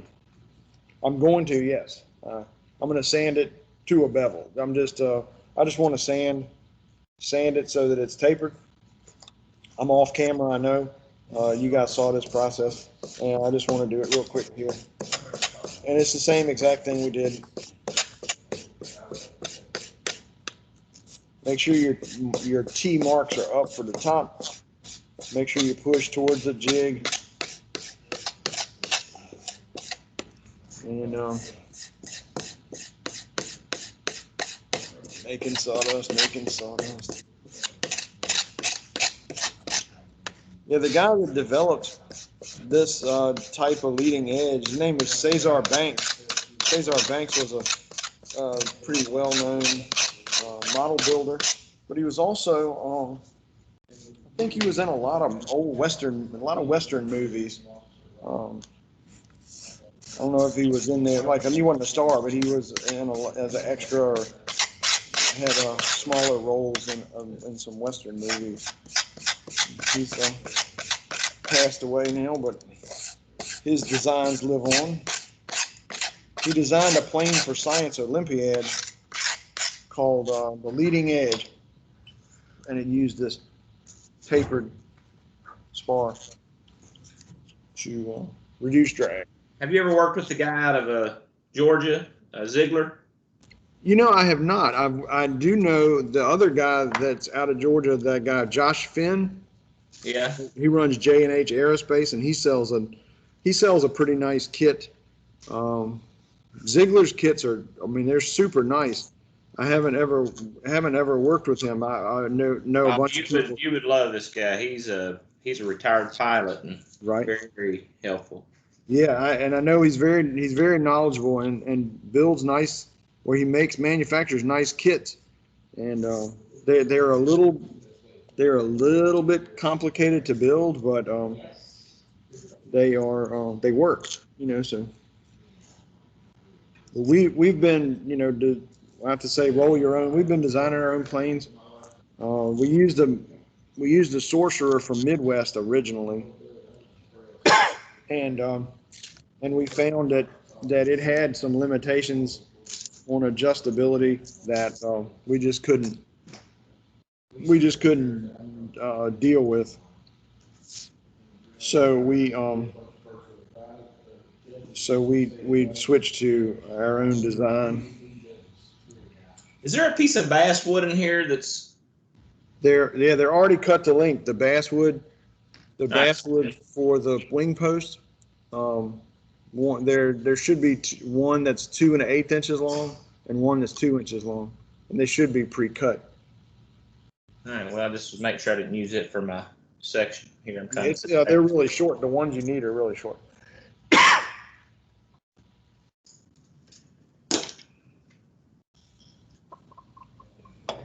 Yeah, when we I have to switch gears when I finish this workshop. My next project is I'm going to the AMA Indoor Nationals in Pontiac, Michigan, in the middle of July, and I'm gonna fly. I'm gonna fly penny plane and A6 and some other indoor models that make these things look like tanks. So I have to switch my entire, my entire way of working to work with some lightweight stuff once we finish here today, because I still got like 3 models that I have to build start before the 17th of July. So I've got a lot of work to do. But it'll be fun. It's a couple of guys, it's 4 of us from my model airplane club going, and the one guy's been flying at the Nats since the 60s. He's been going. He's on the contest board. He's from North Carolina. It's neat. It's neat talking to these guys that have been flying indoor, since I've been alive, and they've forgotten more than I'll ever learn. So, all right. So I'm almost ready to start with the ribs again. So I know that that's a tricky part. So let's take a look. Can everybody see? Am I in focus still? I've been moving the camera around. I want to make sure I'm still in focus. You can see ribs. Does it look like they're in focus, Andy? Yeah. Okay. I just want to make sure this camera sometimes in autofocus, it'll focus on my hand as I move it past. I use it with the kids at school and or in class, and they're like, Backins, you're out of focus, So I thought it was just me. All right. So you guys see I got the spar notched, I got the spars pinned down. I make sure the notches line up with the spots for the ribs. So now we're going to take our half of a double-edged razor blade here, and we're going to cut the ribs loose at the front.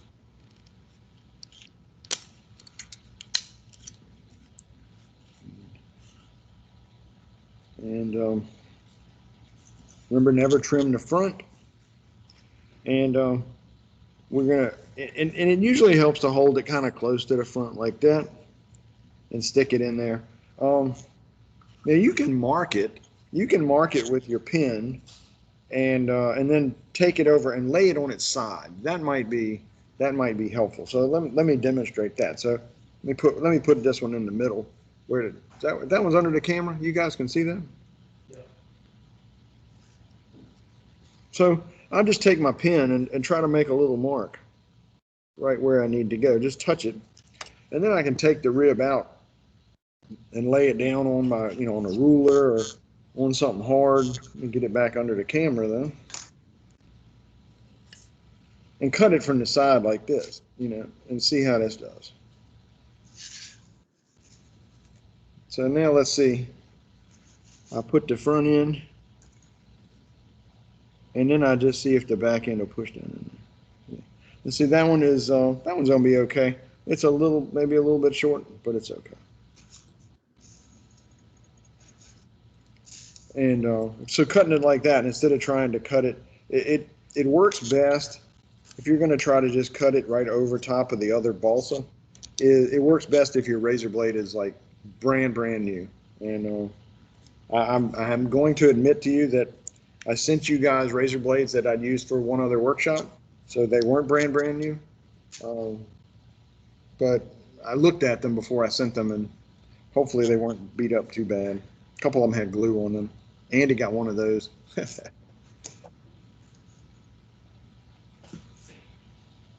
I think you touched on this earlier. One of the things that I've run into with my students is, my gosh, we go through tub after tub after tub of super glue. Yeah. Why is it that we use the watered down tight bond as opposed to the super glue? Insecure. That's a terrific question. So several reasons. Super glue is heavy because it cures instead of drying out. So it's very heavy. How much ever you put on there, that's how much is on there, because it dries by curing. It also it's brittle, and in a lot of ways it is. It's really easy to use too much, so it adds a lot of weight.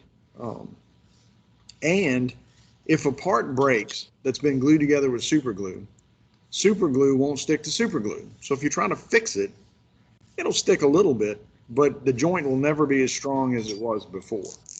And you woodworkers out there, you know that a well-constructed joint made with wood glue is stronger than the wood. And that is absolutely the case in this. These joints, if they fail, they're going to rip out chunks of the wood.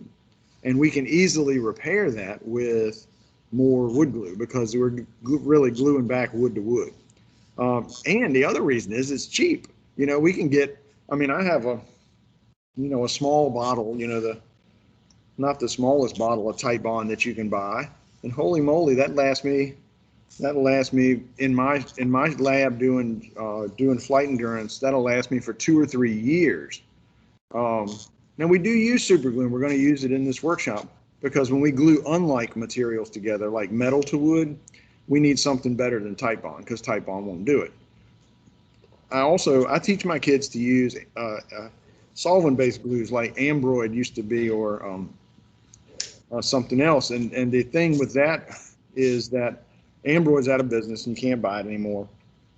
And I didn't want you guys to have to buy but so much stuff. And I thought that super glue was something that you would already have maybe in your shop or already use. So the wood glue and the super glue were easier to glues. The beauty of the solvent-based glue, yep. This stuff here I bought at the state fair one year, and it'll glue anything. Right. Anything. So I've been using it. It caught me up after I had to repair those boards. So Right. I'm gonna see how it does. It doesn't seem as much like super glue. It doesn't have the smell and stuff as super glue. Yeah. It's called Last Glue, but it's really, really expensive. Right. The solvent-based glues like Ambroid, which had been around for years. The beauty of them is that they dissolve in acetone, and so if you glue something together and it's glued together incorrectly, you can just put acetone on it, move it, and let it dry again, and you don't even have to add more glue, and that's terrific.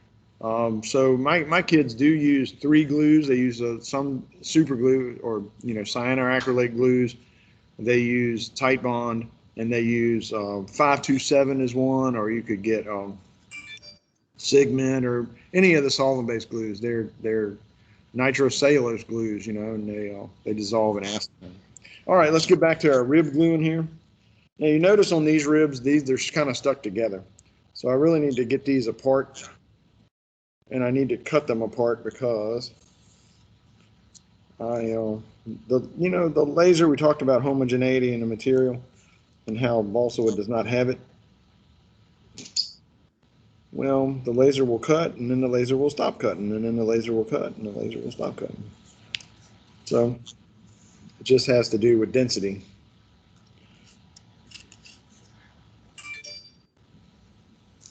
So I just had to cut those apart again.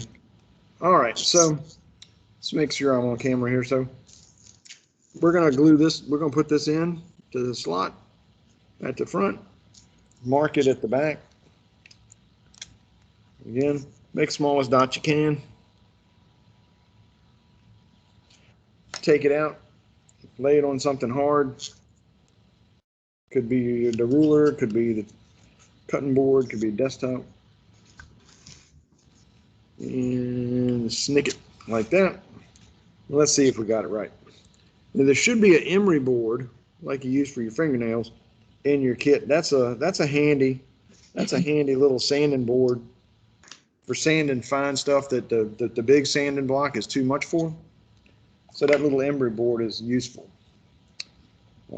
And again, they're cheap, and you can give one to every kid, and that can be their emery board.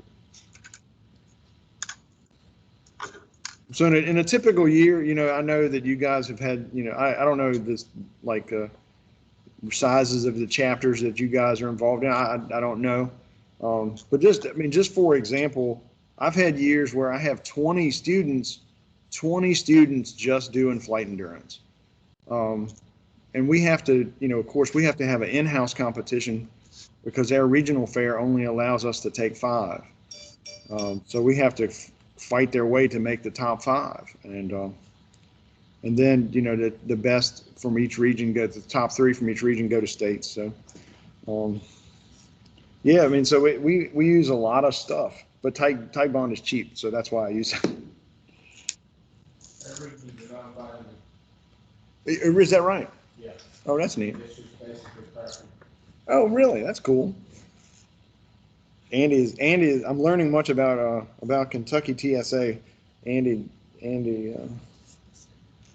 just talking about your regional events and how they're non-binding. Errors are not. I had to learn a lot when I first came here.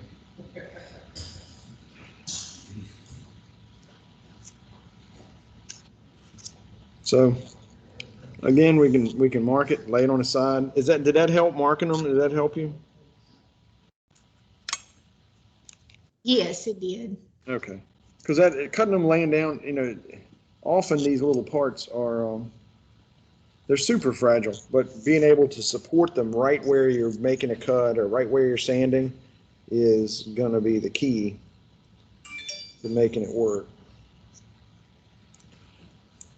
So will you share your rib pattern with us? Absolutely. After the workshop, I apologize that I had a whole packet. I have a whole series of things I want to send you guys, but to be gospel, we're getting a new school next year, and with everything going on with virtual and hybrid instruction, cleaning up and trying to pack to get ready to move to the new school, I did not get everything done that I had hoped to get done and sent to you guys. So I will certainly send you guys a lot more stuff as we go. And, you know, a suppliers list and patterns and templates for, you know, the laser. If you want to cut, I'll send you the rib patterns. I'll send you that file. I'll send you the file for the wheels because all the wheels were laser cut. So much easier to do with the laser if you have one or have one that somebody in your division knows or whatever. Yes, ma'am, I will definitely do that. Thanks so much. Yeah.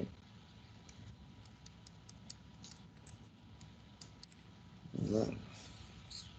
I discovered last year that Pittsco actually sells a product called Uncure, and I was really happy to find out that sure enough we were able to unglue some of our planes from the kids' build surfaces.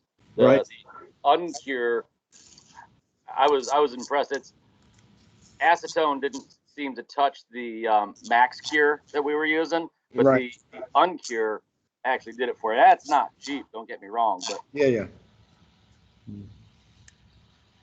Yeah, we have a bottle of that we keep in the shop just in case. Well, Andy knows this story. He's probably heard it too many times already, but we had a young man, and I'll just call him by his first name. His name was Chad.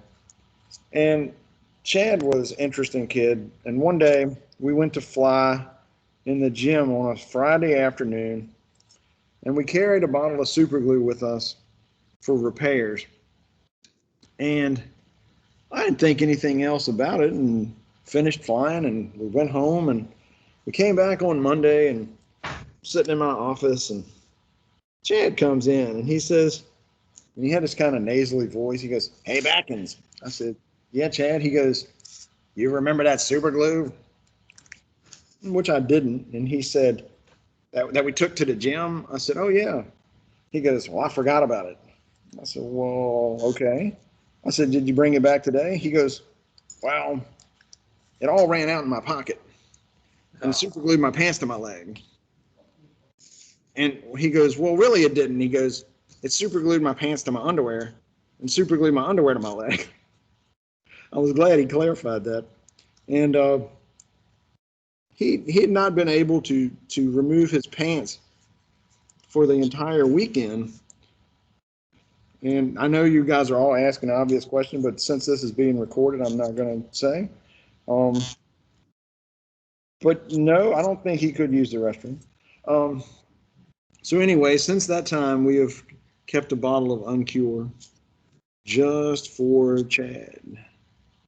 He's long graduated now, but we still have it for him. back in New York, I had a kid super glue his hand to his face, including his eyelid, Oh, no. Oh, my gosh. Yeah, that was an interesting moment. So yeah, stupid things absolutely happen with super glue. Absolutely. You just never know. And something that was not really aware of. It's very common for our kids they have super glue, but when they use too much, so then it doesn't dry fast enough. So then they want to use the accelerator.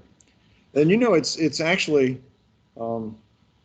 it's really dangerous to use accelerator with thin super glue.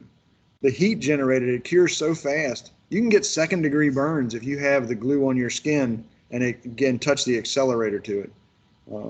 So I keep the accelerator away, and I really don't use the thin super glue in the shop at all.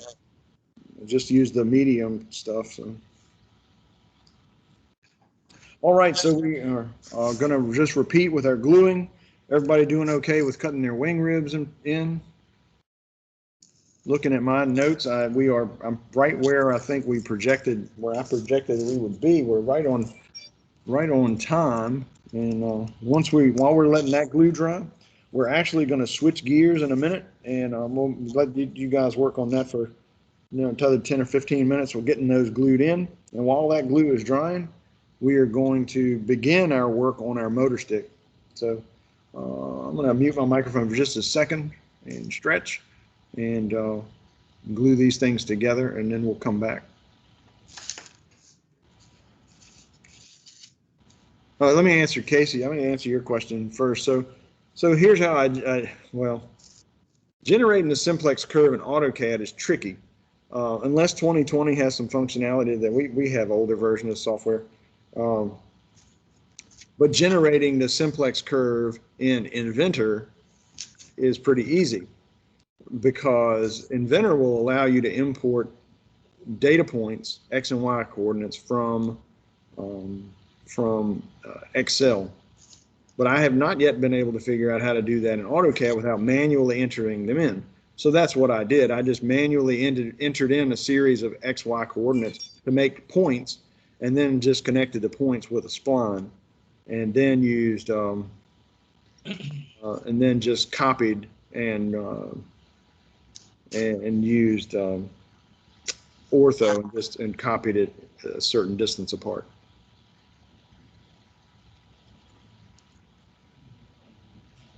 But it's an Excel spreadsheet. It's an Excel spreadsheet which I will include in the packet of stuff that I send out to everybody that somebody developed, that you just put in, like you put in the wing chord and you put in the simplex percentage the percentage you want of thickness, and it generates the graph. It's an exponential function. It's like e to the it's a complicated math formula, but the Excel does it with no sweat.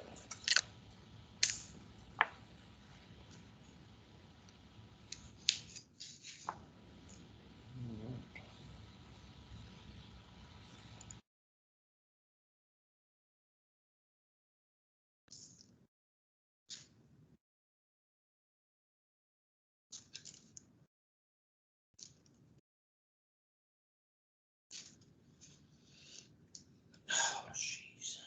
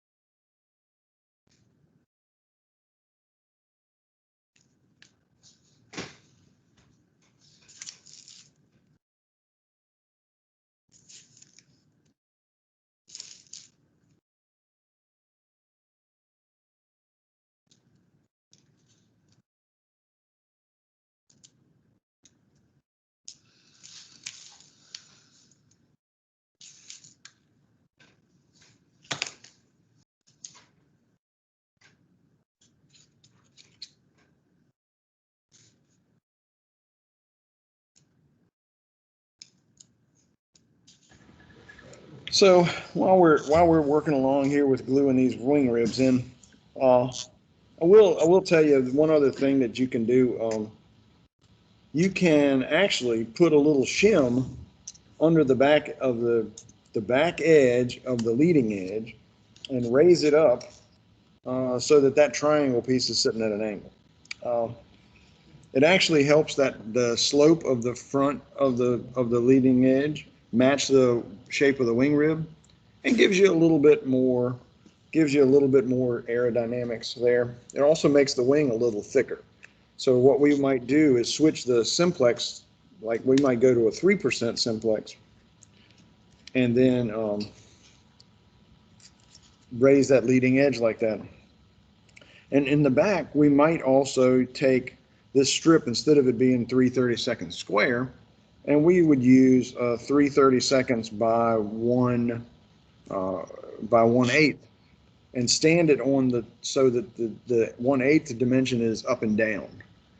And then we would sand that to a taper in between the ribs from the inside, so that it's tapered like that, like a flap.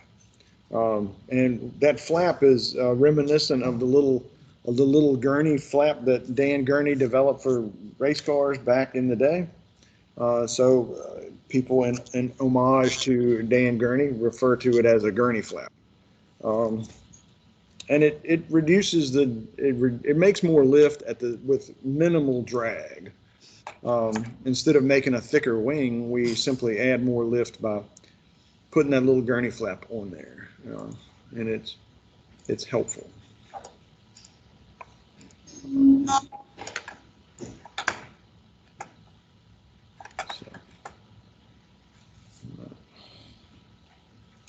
So we're waiting on, now that's going along. We got a 7 or 8 more minutes. You guys doing okay? Let me know. I know my 2 in-person folks got things glued together. So anybody that's still working, just give me a note in the chat or something so I can, before I move on.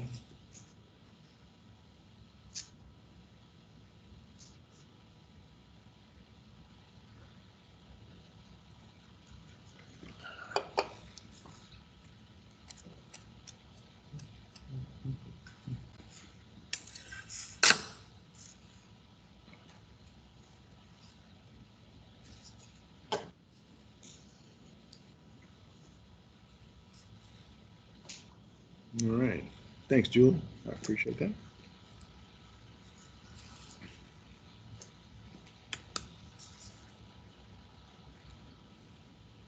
You said you had extra of the strut metal here? Hmm? You have extra of the metal for the struts? For the Wheel struts? Yeah. I don't think that's what I used to, did the hook. Oh, did you? Oh, okay. Yeah. Yeah, I got plenty of it. It's right here. It should be, for your landing gear, there should be a pre-made landing gear. A pre-made landing gear? Yeah, there should be a pre-made landing gear in the kit. It's twisted together. You'll see it. It's like, Oh, that's it. it's in there. So yeah, I got more wire there for you to take. I got more wire for you to take back with you. I didn't use the wrong piece.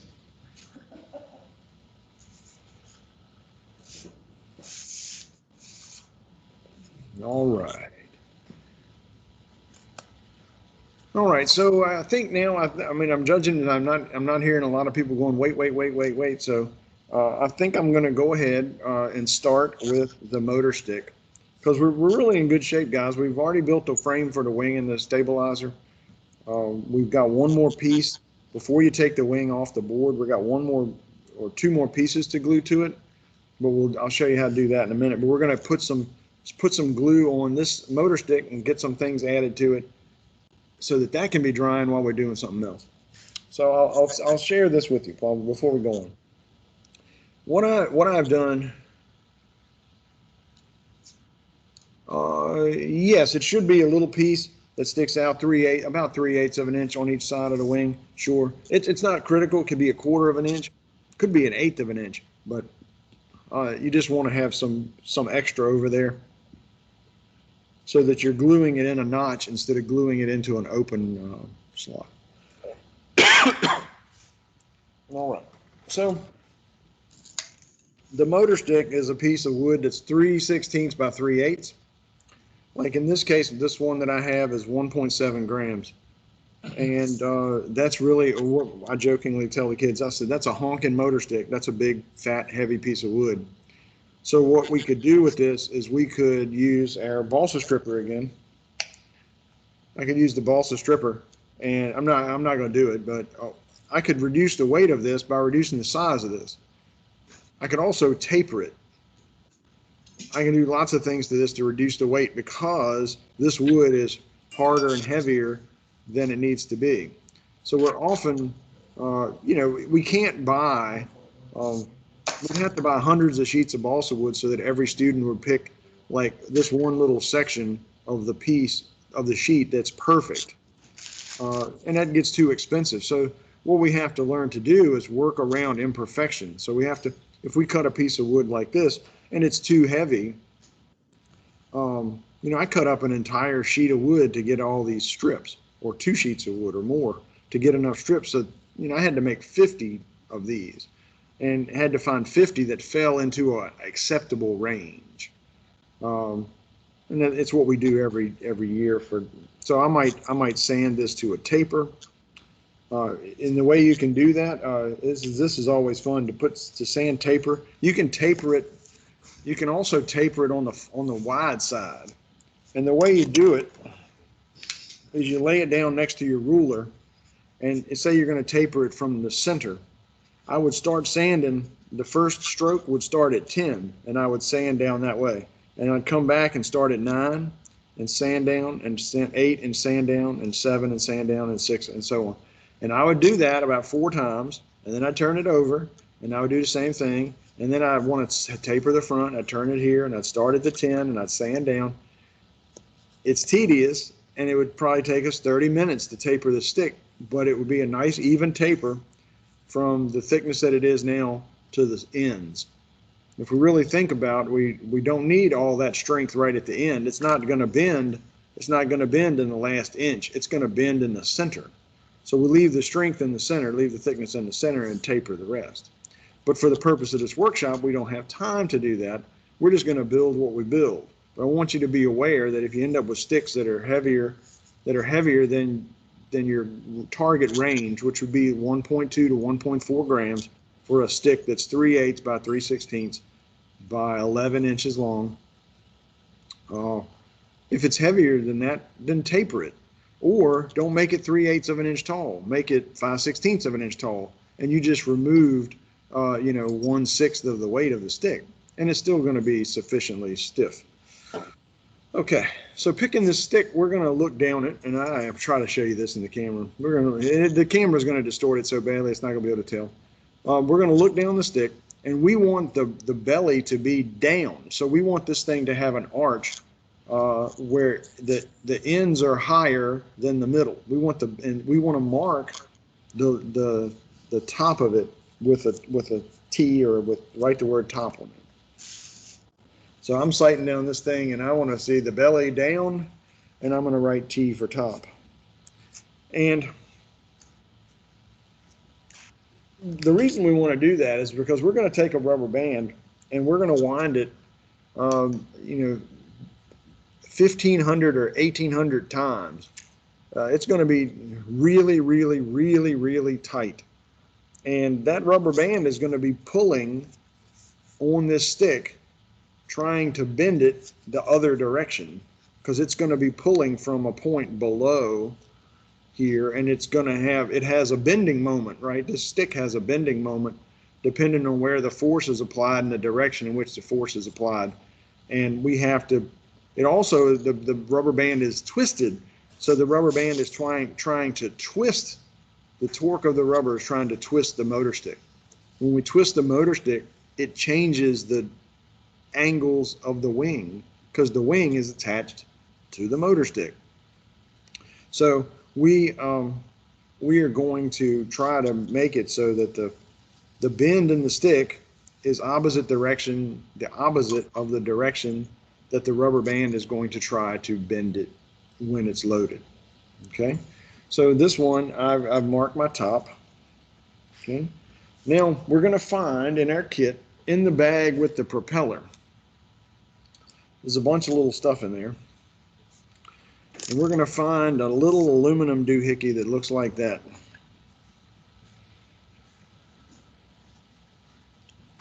Now the ones you guys have, I think you have 2 in there, should have 2 in there.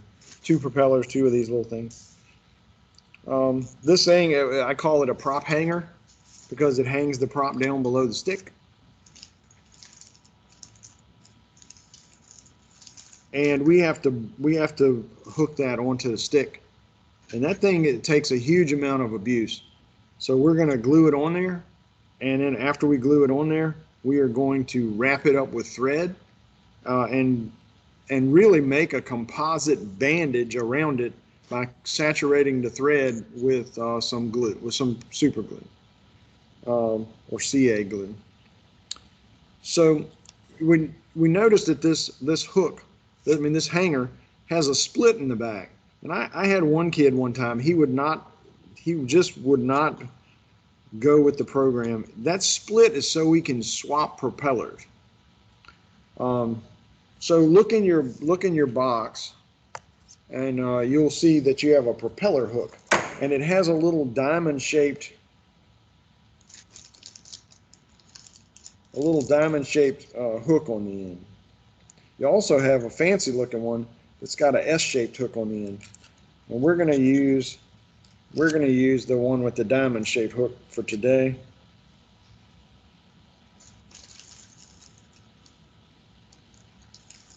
I got to make another one here. I don't have one in front of me.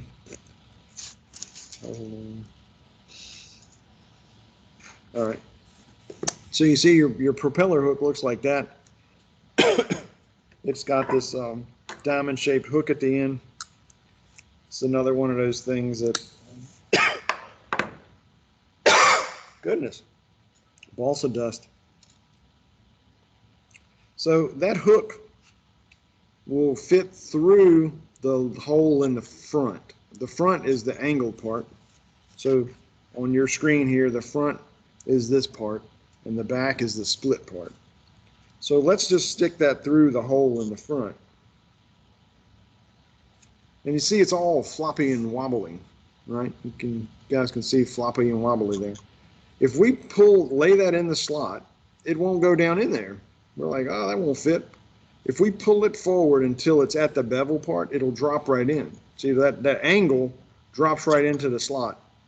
And then we push it back, and now it's not floppy and wobbly. Now the prop hanger is on there. See how the prop and the shaft go together? And if we move it forward, we pull it forward with the hook like this. I hope everybody can see my fingers on the way. If we pull it forward, now we can just tip it up like that and it's out. So we can work this through the hole and we can switch out propellers. So we can work this out through the hole like this. It takes a little doing. We'll just work it around like that, take it apart. And that lets us switch propellers. And now I had this kid, he just insisted on squeezing those legs together. And it just defeated the purpose. So How do you make those? how to make the hook? It's another one of those fun little wire bending exercises. So Small, the other piece.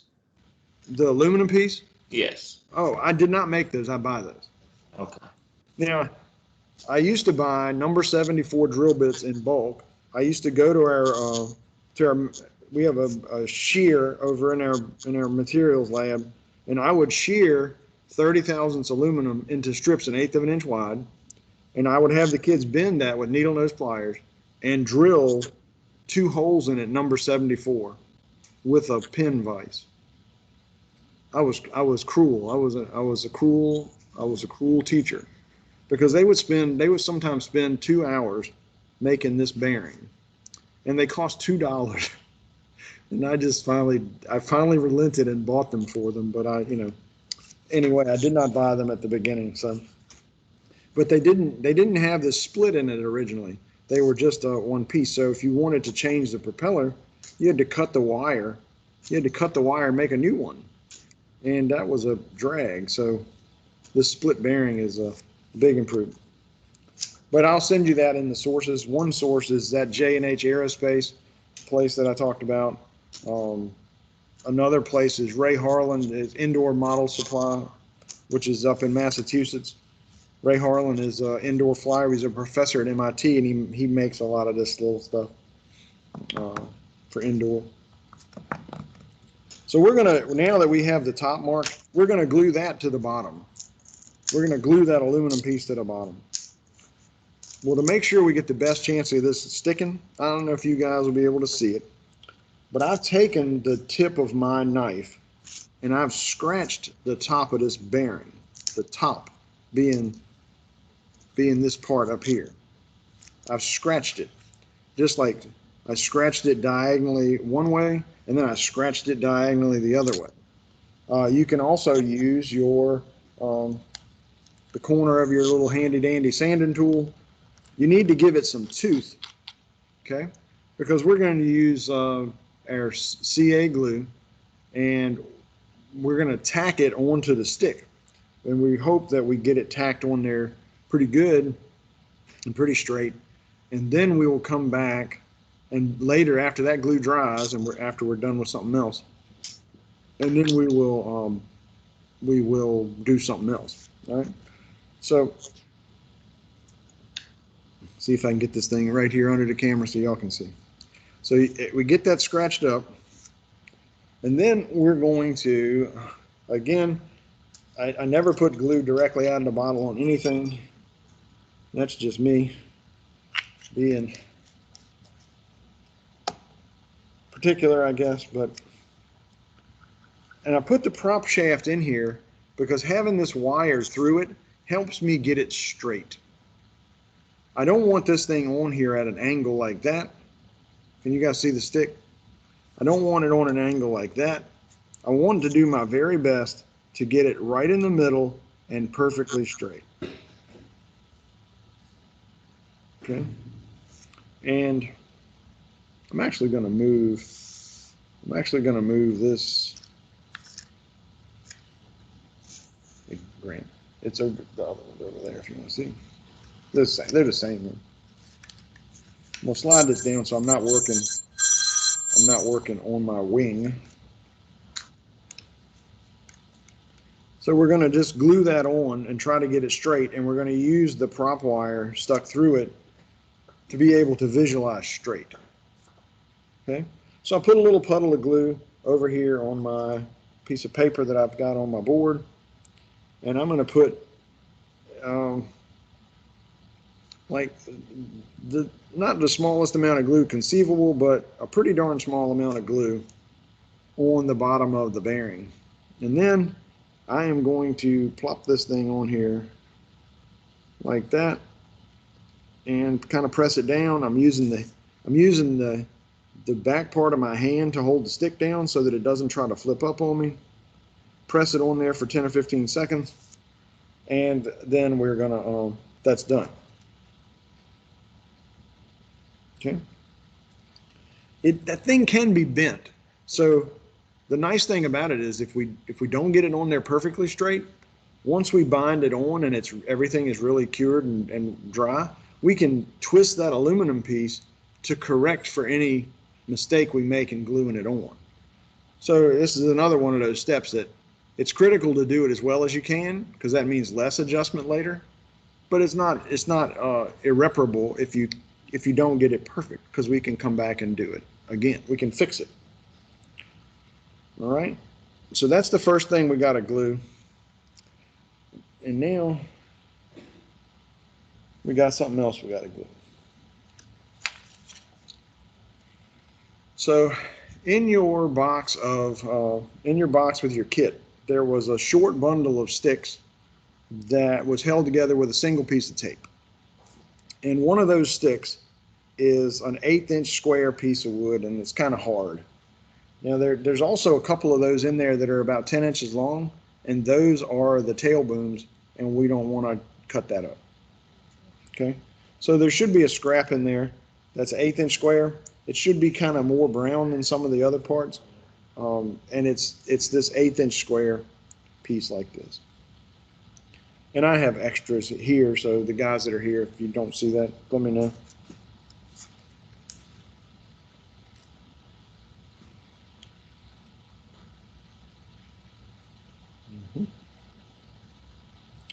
So what we're going to make now is just a spacer. Oh yeah, absolutely, Rebecca. So let me lay it. Can I lay it? I'm going to lay it on that so it shows up. Is that under the camera? Can you see that okay? I think my camera has teetered.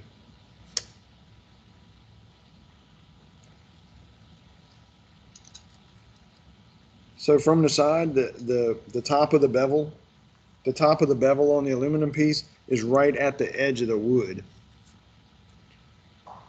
And notice how this wire points downhill a little bit. And that's okay.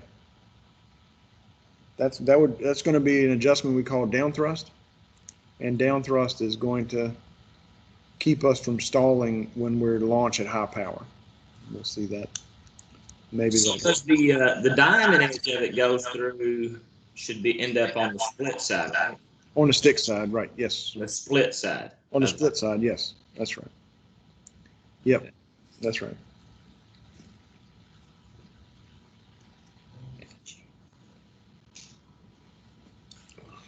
That's going on the top. What's that? Is that going on the top or the bottom? The bottom. Yeah, those pieces go on the bottom.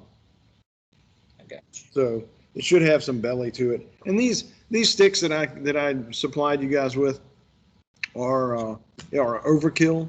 So if you didn't see the belly to it or you just glue it on the wrong side by accident, again, it's enough wood there to support it. It's not going to fail with the rubber band that we have. It's fine. It's going to be fine. All right. So let's take a look now at the other end of the stick, and we're going to make a piece out of this 1/8 inch square balsa. And this piece is going to be cut at a 45-degree angle on one end. It's going to be square on one end, and cut at a 45 on the other end. So let me just draw a picture of it here on my plan, since the plan's in front of me. It's just going to be shaped like this. Okay. And let's go back and revisit that little wire doodad that we made at the beginning, because that wire doodad is going to fit on it like this. So this is how long you need to make it. However long you made your little wire doodad,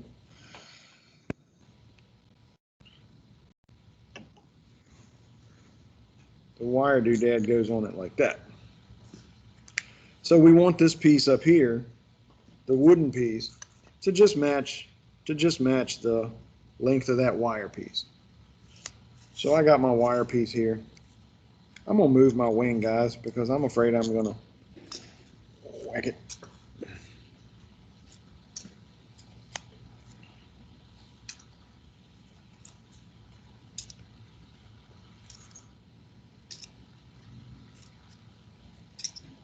And probably, since we built the wing and the stabilizer, for all intents and purposes, we're done with most of the pins.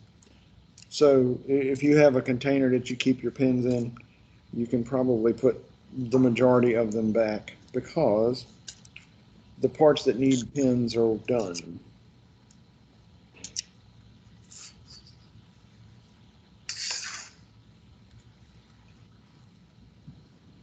Look, I glued it to the metal with wood glue.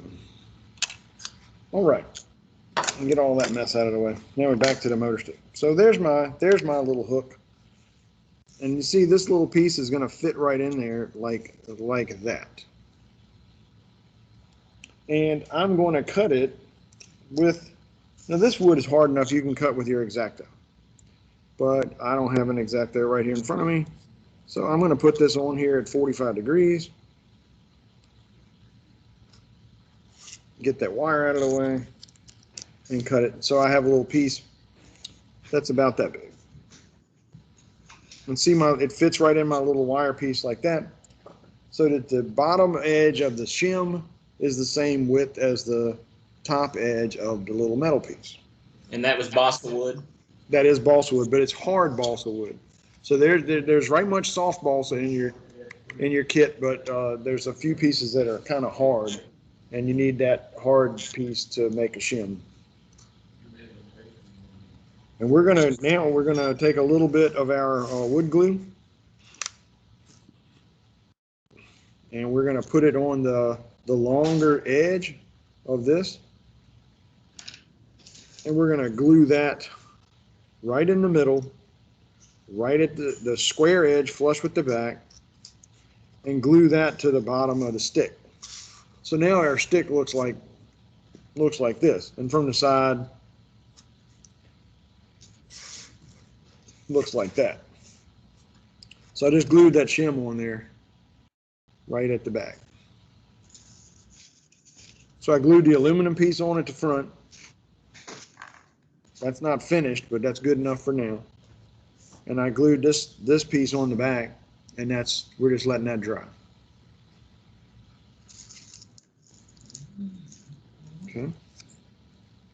That's on the back of the same piece that we put The aluminum piece on, yeah. One goes at one end, and one goes at the other.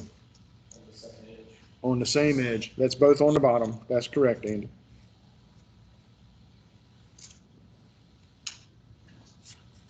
All right. What kind of wood? I use wood glue for the shim. Anytime we're gluing wood to wood, we're going to use tight bond. Anytime we're gluing metal to wood, we're going to use super glue.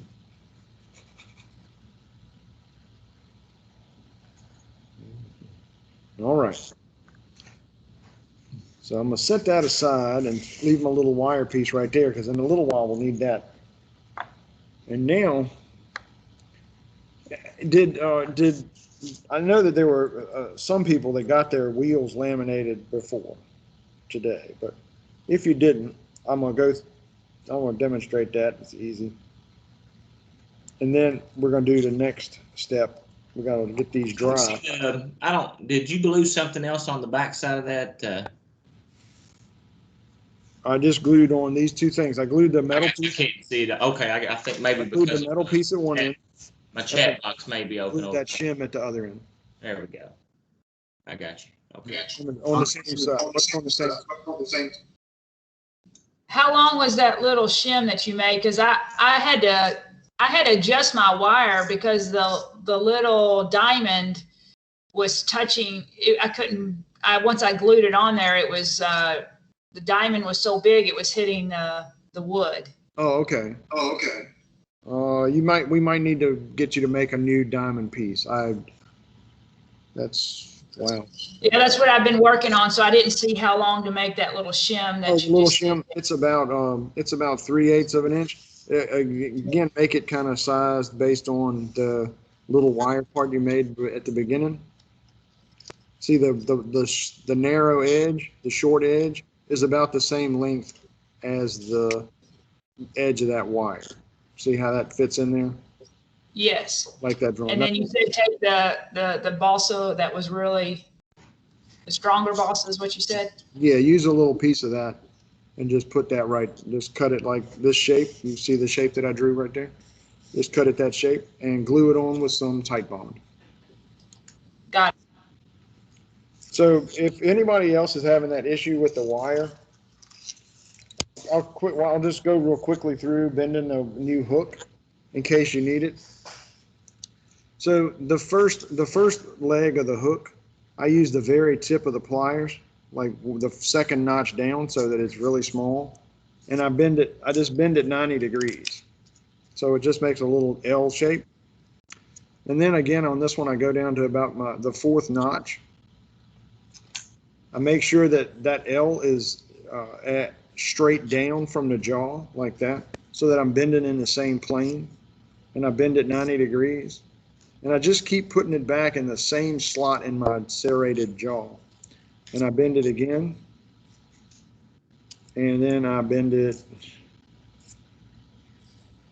45 degrees at the end, so I make a little hook like that. And you can make this as big or as small as you like, but the gap has to fit an O-ring. Grant, can you bring me one of those O-rings that I laid on your table? So in your bag with the rubber band, you'll find some little black O-rings. I know I'm skipping around here, but here's an O-ring. The O-ring goes on the rubber band because it lets you transfer the rubber band from the winder to the airplane. And that O-ring has to fit through that gap like that. So when you're making the little hook, the only thing that's really important here is that it doesn't hit the stick like unfortunately yours did. I apologize. And then some of those I made really late at night, guys. Like after my wife would go to bed, I'd go back out in the shop and work.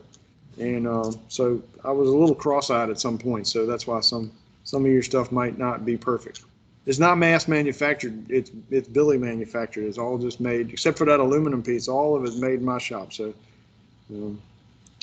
forgive the imperfections. So there's what the new diamond hook looks like. And then we just cut it about, a couple inches long. And that is how we make that. That is how we make that hook. Now that S-shaped hook, if you want to see a marvel of computerized wire bending, look at the other hook that's in the baggie with the propellers. That is a store-bought hook. I did not make those. I don't have the patience to make 25 of those. I made one time after using up a whole lot of pieces of wire. I successfully made one, and I didn't even use it. I gave it to someone else. I'm like, here, man, take this thing. This has a curse on it. Take it fly if you'd be far away from me, because that took an inordinate amount of my life energy away making that silly hook. So, but it's self-centering. The beauty of that S-shaped hook is that the rubber band will center in the hook and not waste time, rotating around the hook. It rotates with the hook like that. So I'm going to laminate these wheels. Notice that the grain runs. We're going to glue these wheels together so that the grain is approximately 90 degrees apart. You have to put weight on them to hold them down while they dry, because water-based glue makes the wood warp, and the parts will warp away from each other, and they will not be flat, and that would not be good. So would this be a good place for like a paintbrush? You could use something like a paintbrush. I've just always used a straight pen. I have insect pens. I studied entomology in graduate school, and so I have a lot of insect pens, and I use those. But you could use a paintbrush, absolutely. And we want to try to line the holes up in the spokes, but it's not that critical. It is important that the hole in the middle be lined up. You're just putting glue on the inside, right? I just put glue on one, just on one of them, and then I put it together, and then I take several of my inexpensive 5-cent weights here, and again, I just plop that down with 4 or 5 nickels on it just to hold it flat. We're going to need those when we come back. We'll take in 6 or 7 minutes. We'll take a little break to people to get something to eat and do what they got to do, and we'll come back. We could probably have a little bit of if we could take kind of a shorter break for lunch and have a little bit. You could eat your sandwich with one hand while you're gluing stuff with the other. Make sure we can get this thing done today. I think that that would be really helpful. Hate to ask that, but we'll take 15 minutes or 20 minutes to get our food and eat. I've super glued the pen to my finger. And if glue gets inside the opening, is that okay? Just take a pin and try to clean it out a little bit. The inside, that's the center hole. The only hole that's really important is the little 1/16 diameter hole in the middle, because we're gonna put a 1/16 aluminum tube in that hole, and it needs to be clear. The holes along the edge are not important. They're just there to remove weight.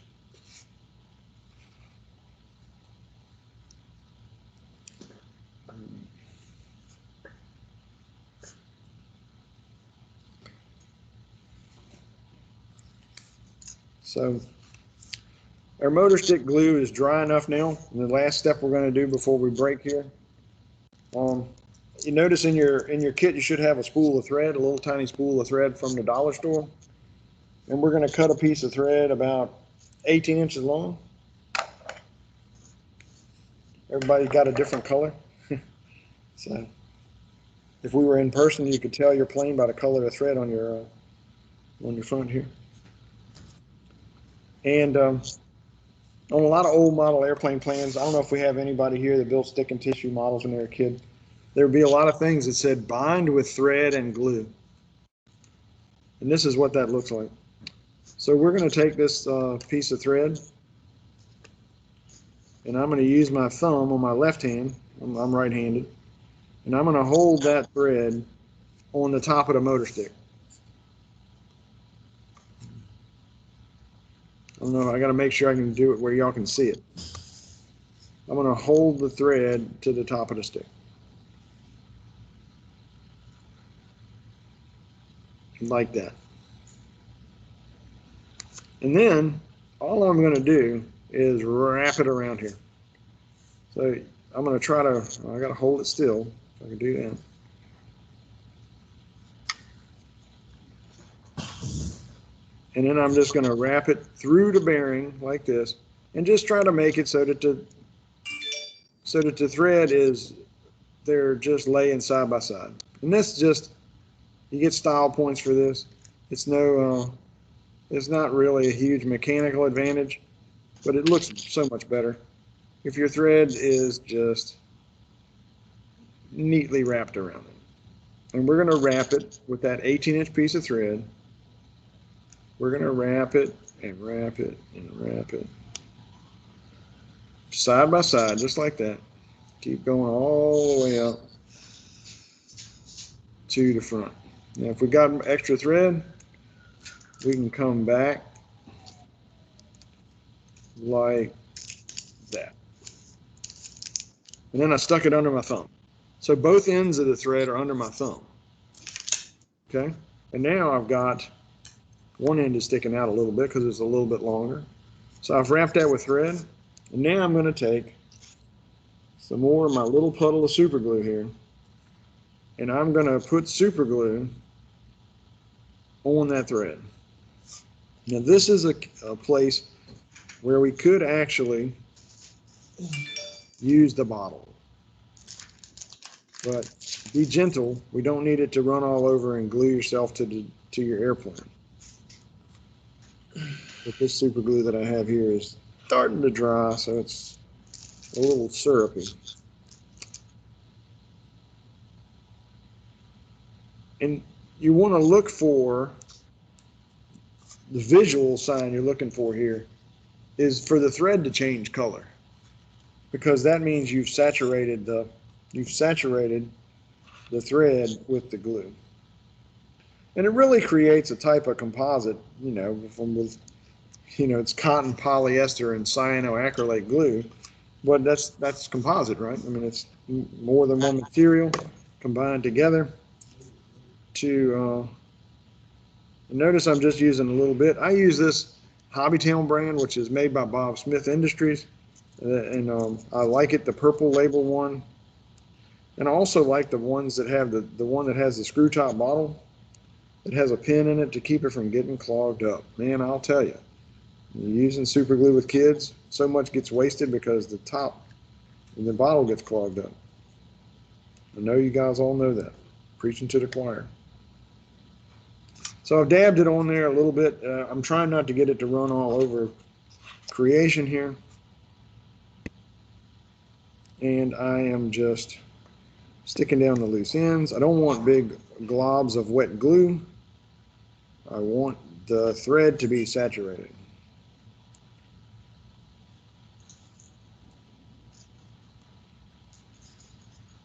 This probably the most single critical glue joint on the model.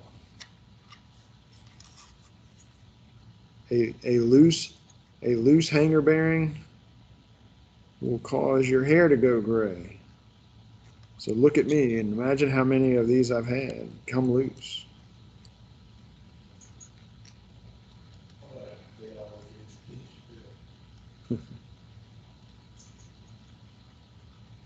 I heard once a joke that said gray hair is hereditary. You get it from your kids.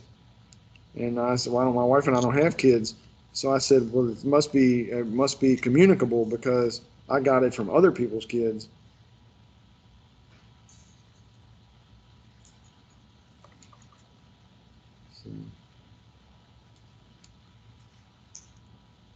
So that's where we're gonna stop. It is noon. So get to that point. I put it up here on top of my stacks of nickels to hold my wheels flat. And we now have two wheels drying carefully here. We have our prop bearing glued to the front of our stick and bound with thread and glue. And we have the shim on the back glued with tight bonding. We're waiting for that. We're waiting for that to dry.